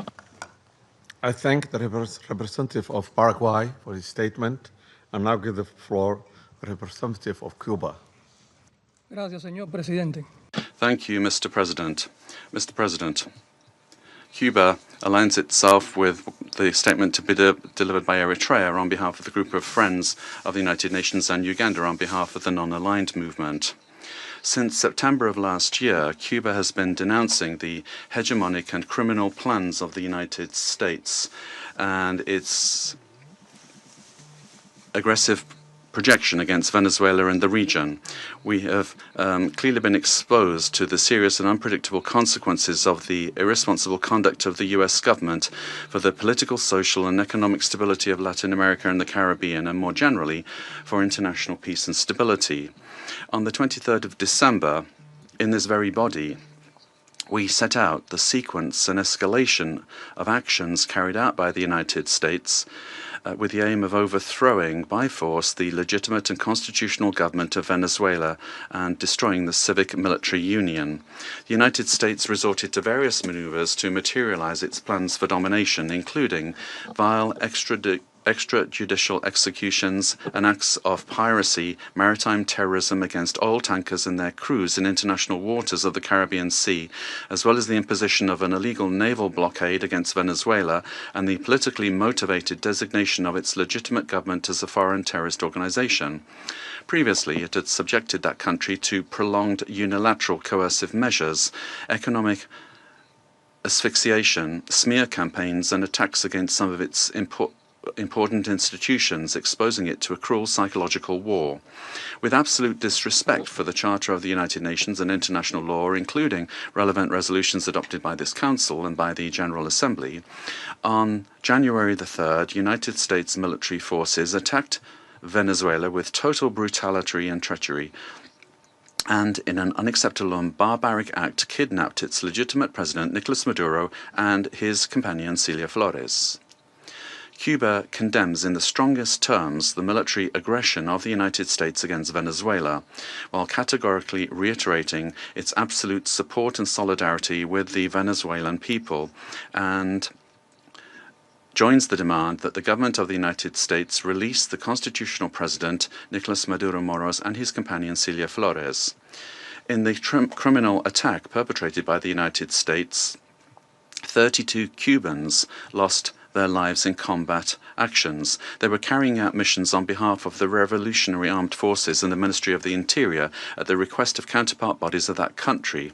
Our compatriots honorably fulfilled their duty and fell after fierce resistance in direct combat against the attackers or as a result of the bombings of the facilities. Through their heroic actions, they upheld the solidarity sentiments of millions of our compatriots.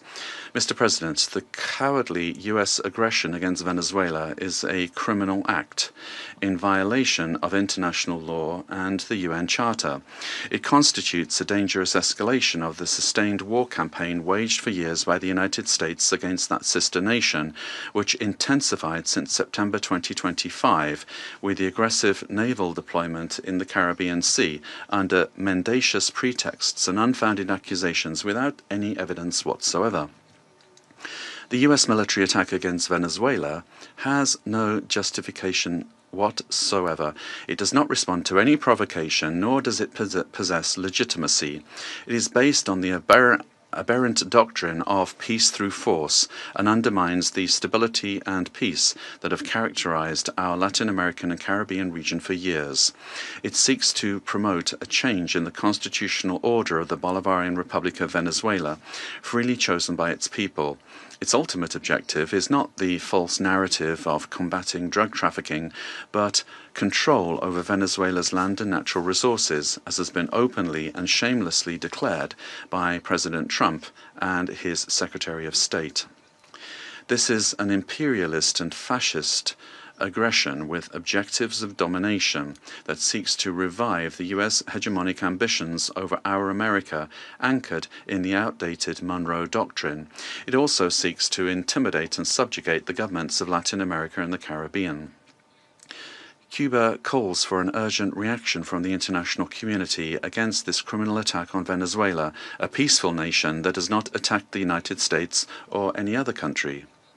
We call on all governments, parliaments, social movements, and peoples of the world to condemn the U.S. military aggression against Venezuela and to confront this act of state terrorism that threatens international peace and security and seeks to impose a new doctrine of U.S. imperialist domination in Latin America and the Caribbean and in the world. Mr. President, the recent statements about imperialist plans to steer Venezuela toward a supposed safe, appropriate and prudent transition are totally unacceptable. In the U.S. vision of domination, this means imposing a puppet government functional to its predatory goals, particularly unrestricted access to and plundering of natural resources that, by right, belong to the Venezuelan people. Determining the destiny of Venezuela is an exclusive right of its people, without external interference. If the U.S. government, lacking any moral authority whatsoever, truly cared about the peace, freedom and justice of Venezuelan men and women, it would not have bombed that territory with absolute disregard for the lives, sovereignty and territorial integrity of that nation. I conclude by reaffirming our unwavering adherence to the proclamation of Latin America and the Caribbean as a zone of peace, and by calling for action with the firmness and determination that current circumstances demand, always in defense of international law and of a future of peace for all the peoples of our America and of the world. Thank you. I thank the representative of Cuba for the statement and now give the floor to the representative of Nicaragua. Muchas gracias. Thank you very much, Mr. President. Latin America and the Caribbean is a zone of peace, declared by the Community of Latin American and Caribbean States, CELAC, on behalf of all of the peoples and governments of our region. This zone of peace must be fully respected by all governments of the world without exception, and in particular by the members of this Security Council responsible for international peace and security. This decision, these desires and aspirations of our peoples, are a noble contribution to world peace, to international law, and to the United Nations Charter. Mr. President, Nicaragua supports what was expressed by the interim president of Venezuela, Delcy Rodriguez, calling for the immediate release of the constitutional and legitimate president of Venezuela, Nicolas Maduro Moros, and the first fighter of the country, Celia Flores.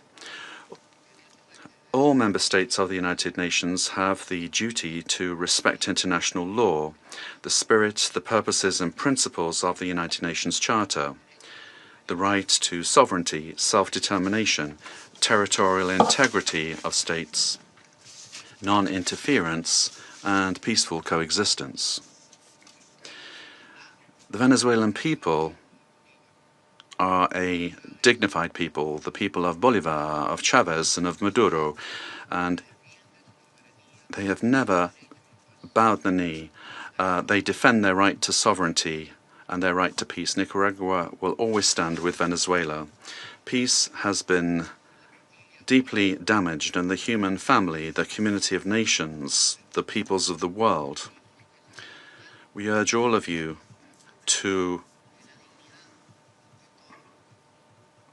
respect the dignity of all peoples. Thank you. I thank the representative of Nicaragua for the statement and now give the floor to the representative of Trinidad and Tobago. Thank you, Mr. President. The delegation of Trinidad and Tobago thanks the Security Council for convening this urgent meeting following the recent developments in the Bolivarian Republic of Venezuela. My delegation addresses this council today as a Caribbean nation, a neighbor of Venezuela, and a long-standing advocate for peaceful coexistence and the rule of law. The government of Trinidad and Tobago has taken note of the military operations undertaken by the United States in Venezuela. We remain committed to cooperative efforts led by the United States to disrupt and dismantle networks that enable transnational crime across the Americas, whose activities have had debilitating effects on the security and stability of the region. Trinidad and Tobago remains steadfast in its support of the United States of America's initiatives that strengthen regional security, reinforce the rule of law, and safeguard the well-being of our societies, the Americas. The government of Trinidad and Tobago, while valuing its long-standing and robust partnership with the United States, remains equally committed to maintaining a constructive and respectful relationship with the Bolivarian Republic of Venezuela and continues to uphold peaceful relations with the people of Venezuela. The delegation of Trinidad and Tobago wishes to underscore its long-standing relationship with both the United States and Venezuela and stands ready to work collaboratively with all partners who share the aspiration of a safer, more prosperous and stable hemisphere. Mr. President, I thank you. I thank the representative of Trinidad and Tobago and now give the floor to the representative of Spain. Mr. President, at the outset, allow me to congratulate you on assuming the monthly presidency of the United Nations Security Council and wish you every success in the discharge of your duties. I thank you for convening this important meeting, and I also extend my thanks to the Under-Secretary General and Head of Political and Peacebuilding Affairs of the United Nations, Madam Rosemary DiCarlo. Thank her for the information provided today. Spain would like to express our profound concern about what's happened in Venezuela. And as the Secretary General of the United Nations has noted, it constitutes a very worrying precedent with implications for the region and for the world. Respect for the principles of the Charter of the United Nations, particularly the sovereignty and territorial integrity of states and the prohibition of the use or the threat of use of force, is indispensable to ensure international coexistence. Spain defends the validity of an international order that is rules-based, where it is imperative, as set out in Article 2.3 of the Charter, to pursue the peaceful settlement of disputes. We consider that these actions constitute a very troubling precedent for regional peace and security, and we recall that the natural resources of a country are part of its sovereignty. We share the view that the fight against organized crime in the region is a priority, but that fight can only be waged through international cooperation. We also share the view that it is a priority to defend human rights and fundamental freedoms in Venezuela. Spain seeks to work for peace, stability, democracy, progress, and social justice, and that cannot be imposed by force. It can only come through broad dialogue among Venezuelans, leading to a peaceful and democratic Venezuelan solution. It must be the voice of the Venezuelan people that determines the destiny of Venezuela. Spain did not recognize the results of the most recent elections held in Venezuela in July 2024 and has been unequivocal in condemning any violations and threats to human rights. We have provided protection to opposition leaders who have been persecuted and have expressed firm rejection of any undemocratic conduct and abuses against the citizenry, but such condemnation can only be exercised with full respect for international law. Spain will work to unite Venezuelans, men and women, and is committed to dialogue and peace because force never brings more democracy. Thank you, Mr. President. I thank the representative of Spain, and I now give the floor to the representative of South Africa. Thank you, Mr. President. We wish to congratulate the Federal Republic of Somalia for assuming the rotating presidency of the United Nations Security Council for the month of January, and wish you and your delegation all the best in the execution of your responsibilities. We also wish to thank you for convening this debate and affording all UN member states to participate because the situation in Venezuela concerns all UN member states, given its implications for the credibility of the UN Charter and international law. Mr. President, integral to the maintenance of international peace and security since the establishment of the United Nations is the understanding that no nation can claim to be legally or morally superior to another. We are all nations born out of different histories and contexts, ascribing to the common values and principles enshrined in the Charter of the United Nations. Chief amongst these principles is the sovereign equality of all its members. By signing the Charter, we have all committed to settle our international disputes by peaceful means in such a manner that international peace, security, and justice are not endangered. We have also committed to refrain in our foreign relations from the threat or use of force against the territorial integrity or political independence of any state, or in any other manner inconsistent with the purposes and principles of the United Nations. The International Court of Justice has also previously affirmed that international law prohibits the use of force and intervention in another state's affairs. Due to the shortcomings of its predecessor, the League of Nations, the UN was created to prevent countries from resorting to conflict, to settle disputes and prohibit the use of force unless it is done in a legally prescribed manner. In doing so, the UN has played a pivotal role in ensuring peaceful existence amongst nations, including in ending the colonial subjugation by powerful countries over others, underpinned by respect for the equal rights of nations, large and small, and respect for the principle of equal rights and self-determination of peoples. Joining the organization and committing to its principles afforded protection to many of us with the supposed assurance that no longer would one nation be seen as inferior to another. Unfortunately, when countries ignore the Charter and act contrary to its central premise, it undermines the credibility of the entire system in which we all undertake our international relations. The stability of the international system depends not only on the respect but on the consistent application of these established legal norms. We all benefit from a rules-based international order based on international law. When we break those norms, we invite anarchy and an environment where might makes right, ignoring the complexity of interrelations and interdependence in our modern world. Mr. President, the unilateral military strikes carried out by the United States of America against Venezuela and the abduction of President Nicolas Maduro and his spouse from Venezuelan territory for transfer to the United States wantonly violates the sovereignty and territorial integrity and independence of Venezuela. These actions are also in stark contrast to our established legal norms, reinforcing the belief that might is right and undermining diplomacy. History has repeatedly demonstrated that military invasions against sovereign states yield only instability and deepen crises. Unlawful unilateral force of this nature undermines the stability of the international order and the principle of equality among nations. Such use of force also undermines the institutional infrastructure established to regulate relations among nations. We have seen examples of these in Libya, Iraq, and countless cases in Africa where foreign interventions and interference create security crises and undermine national governance institutions cultivated through nuanced and complex national contexts. South Africa stresses that allegations of internal governance challenges, human rights concerns, or acts of criminality by a head of state cannot justify a breach of the Charter's prohibition on the use of force, particularly Article 2.4 of the Charter.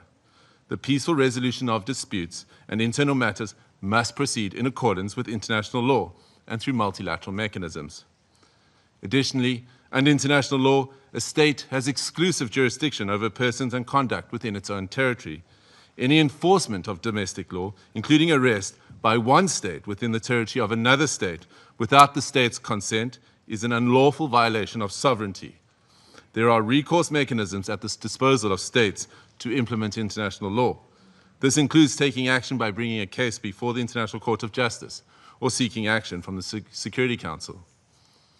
We note the statement issued by a group of concerned countries, mainly those in the Latin American region, most affected by the developments in Venezuela, which reiterates that the situation in Venezuela must be resolved exclusively through peaceful means, through dialogue, negotiation, and respect for the will of the Venezuelan people in all its expressions, without external interference and in accordance with international law. Mr. President, each one of our countries, including our peoples, that are members of this organization and that are bound to its charters, have the right to determine our own democratic and political path. This inherent charter-given right to self-determination cannot and should not be abrogated. If we do not stand up for the sovereign rights of any nations or states when they are undermined and wantonly violated, then which one of us are safe or are guaranteed protection by the principles of the Charter and international law? Failure to act decisively against such violations is a tantamount to inviting anarchy and normalizing the use of force and military might as the main form of discourse in international politics. This would be a regression into a world preceding the United Nations, a world that gave us two brutal world wars, and an international system prone to severe structural instability and lawlessness. We cannot afford to proceed into a complex future without the stability and protection afforded by international law. I thank you. I thank the representative of South Africa for his statement, and I now give the floor to the representative of Eritrea. Thank you, Mr. President. Allow me at the onset to congratulate Your Excellency and the government of the Federal Republic of Somalia on assuming the presidency of the Security Council for the month of January. We also extend our congratulations to Bahrain, Colombia, the Democratic Republic of Congo, Liberia, and Latvia on their election to the Security Council. As this is the first Security Council meeting of the year, allow me to pay tribute to the outgoing members, Algeria, Guyana, the Republic of Korea, Sierra Leone, and Slovenia, for their dedicated service and diligent work throughout their tenure of the Council. I read this statement on behalf of the Group of Friends in Defense of the United Nations Charter. The Group of Friends in Defense of the Charter of the United Nations condemns the most unequivocal and categoric manner the act of aggression perpetrated on 3rd January 2026 against the Bolivarian Republic of Venezuela by special forces of the United States of America, which included armed attacks against civilian and military objects in the capital city of Caracas, as well as in various other cities of the Venezuelan territory, and the illegal abduction of the President and First Lady of the Bolivarian Republic of Venezuela, His Excellency Mr. Nicolas Maduro Moros, and Her Excellency Mrs. Celia Flores de Maduro. The member states of the Group of Friends in Defense of the Charter of the United Nations expressed their serious concern at the impact of these series of armed attacks, particularly on civilians and their human rights to life, which have included military assaults with U.S. Special Forces, while emphasizing that such acts constitute a clear breach of international law and of each and every principle governing international relations, including those foreseen in the Charter of the United Nations. The Group of Friends of the Charter of the United Nations reiterates its firm support to the constitutional government of the Bolivarian Republic of Venezuela under the leadership of President Nicolas Maduro Moros, and emphasize the importance of ensuring strict respect for the inviolability of the immunities accorded to heads of states and government under international law while renewing its unwavering solidarity with the Venezuelan people in their ongoing struggle for defending their homeland, including through the actions it may take within the framework of international law to exercise its inalienable right to self-defense.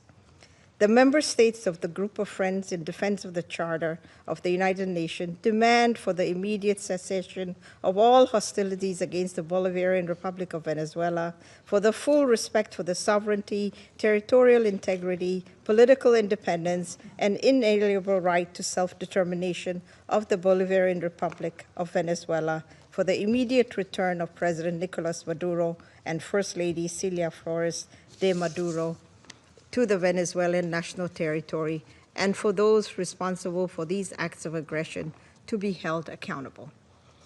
The Group of Friends of the Charter of the United Nations firmly reject the remarks delivered by the President of the United States of America during the afternoon of 3rd January 2026, in which he not only threatened with additional airstrikes against the Venezuelan territory, but also claimed to resolve to occupy and govern the Bolivarian Republic of Venezuela, and to exploit the natural resources and administer the wealth of that sisterly nation in what can only be described as the confession of a clear plan of annexation that foresees, among others, the complete obliteration of the inalienable rights of the Venezuelan people, as well as the fundamental rights of the Venezuelan state as a whole. The member states of the Group of Friends of the Defense of the Charter of the United Nations call on all relevant international bodies, including the Security Council and the General Assembly of the United Nations, to swiftly mobilize in order to uphold the purposes and principles enshrined in the Charter of the United Nations, and to urgently take appropriate measures to avoid further escalation of the situation on the ground, particularly additional acts of aggression against the sovereignty and territorial integrity of the Bolivarian Republic of Venezuela, and preserve both regional and international peace and security. I thank you. I thank the representative of Eritrea for her statement, and I now give the floor to the representative of Islamic Republic of Iran. Thank you. In the name of God, the compassionate and merciful, thank you, Mr. President, for convening this emergency and important meeting. We acknowledge the presence of the Undersecretary General Misticolo at this meeting and extend our appreciation to Professor Jeffrey Sachs for his informative and insightful briefing. At the outset, I would like to extend my warm congratulations to Somalia on its assumption of the presidency of the Security Council for this month. I also wish to warmly congratulate the newly elected members of the Council, Bahrain, Colombia, Republic of Congo, Latvia, and Liberia on their election. Mr. President, the Islamic Republic of Iran would like to associate itself with the statement delivered by Eritrea on behalf of the Group of Friends in Defense of the Charter of the United Nations, and wishes to make the following remarks in its national capacity. First, the Islamic Republic of Iran condemns in the strongest possible terms the military attack carried out by the United States of America against the Bolivarian Republic of Venezuela. This illegal act constitutes a state terrorism, a manifest violation of Charter of the United Nations, particularly Article 2, Section 4 and Section 7, and peremptory norms of the international law, and amounts to an internationally wrongful act and a full-fledged act of aggression. Such military aggression against an independent member state of the United Nations establishes a serious breach of regional and international peace and security, with far-reaching consequences for the international system as a whole. Second, the abduction of democratically elected president and the First Lady of the Bolivarian Republic of Venezuela by the United States constitute a flagrant violation of customary international law, including the principles of the inviolability of the immunities accorded to the heads of a state and government under international law, and represent a grave assault on the sovereign equality of states.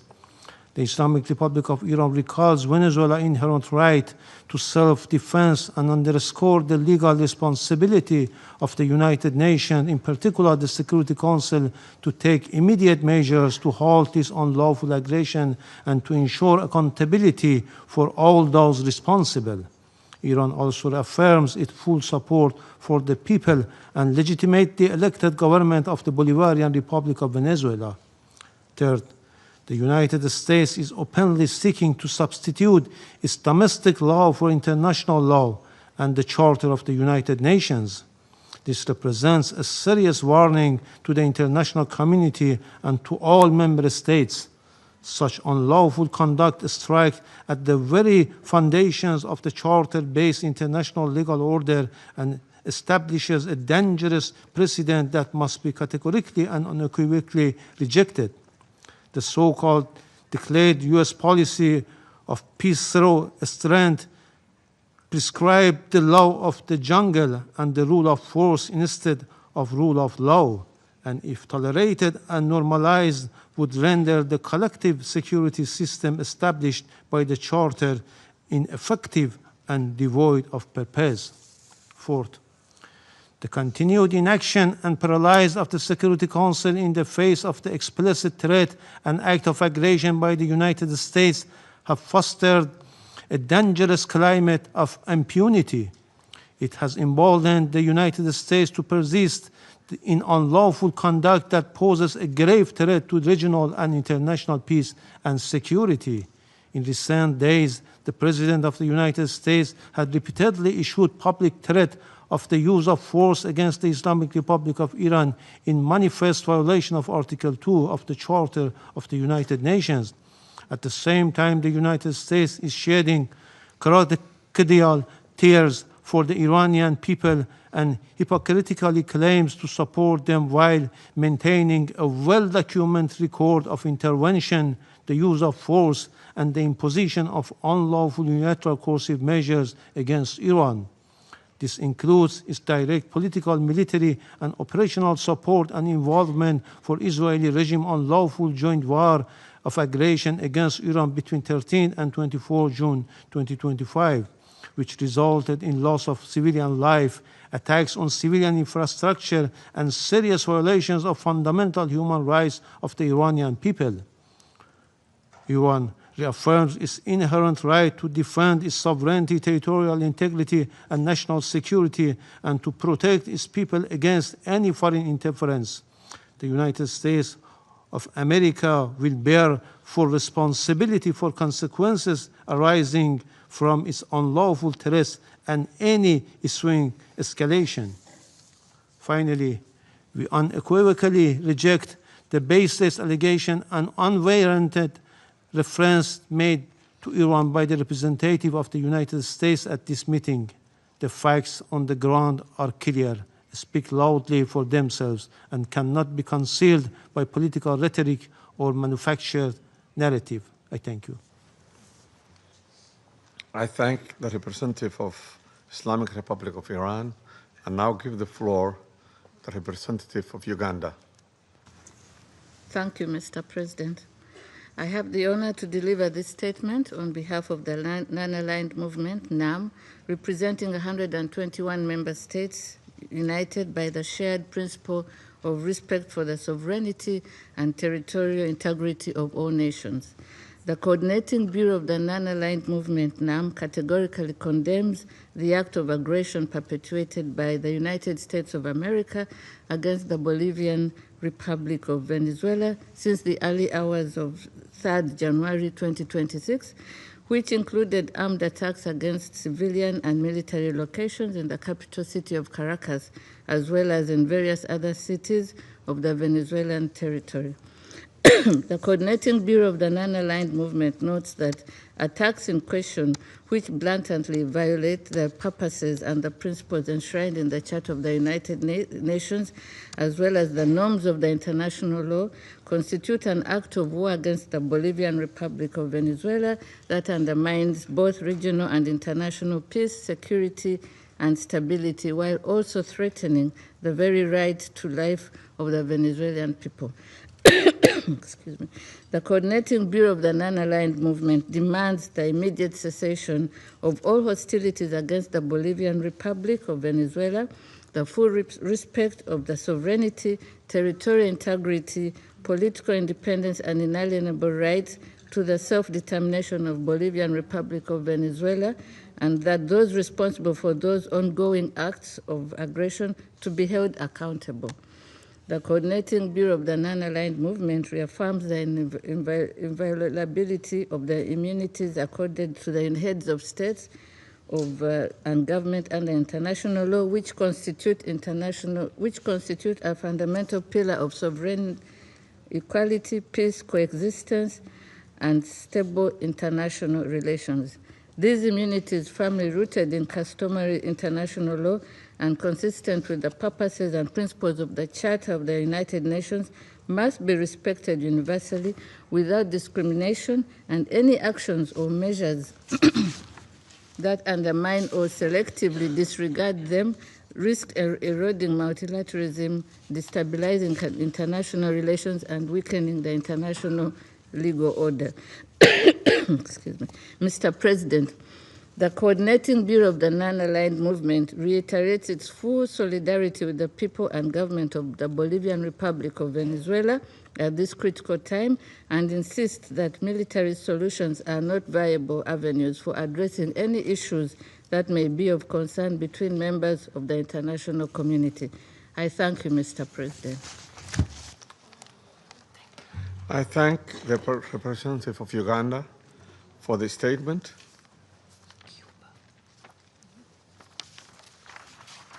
I now give the floor to the representative of Cuba, who has asked for the floor to make a further statement.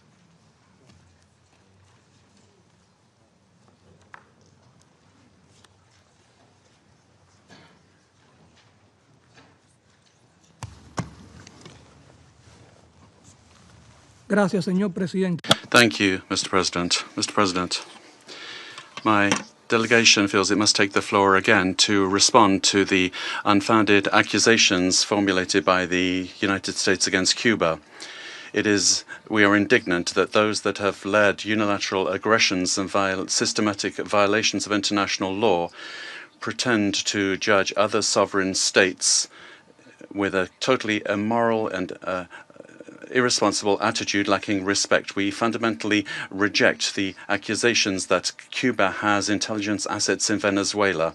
These kinds of statements lack any factual base and are a clear attempt to take the eyes of the world off the criminal acts of the United States in the region. Cuba strictly respects the sovereignty, independence, and inalienable right of the Venezuelan people to decide their own destiny, as established by the United Nations Charter.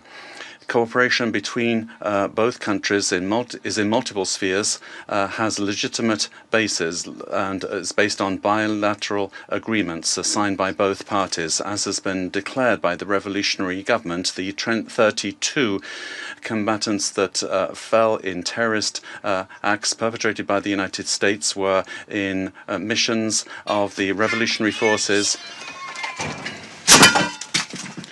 at the request of Venezuela. Those patriots were heroic in their action, showing solidarity with millions of Cubans.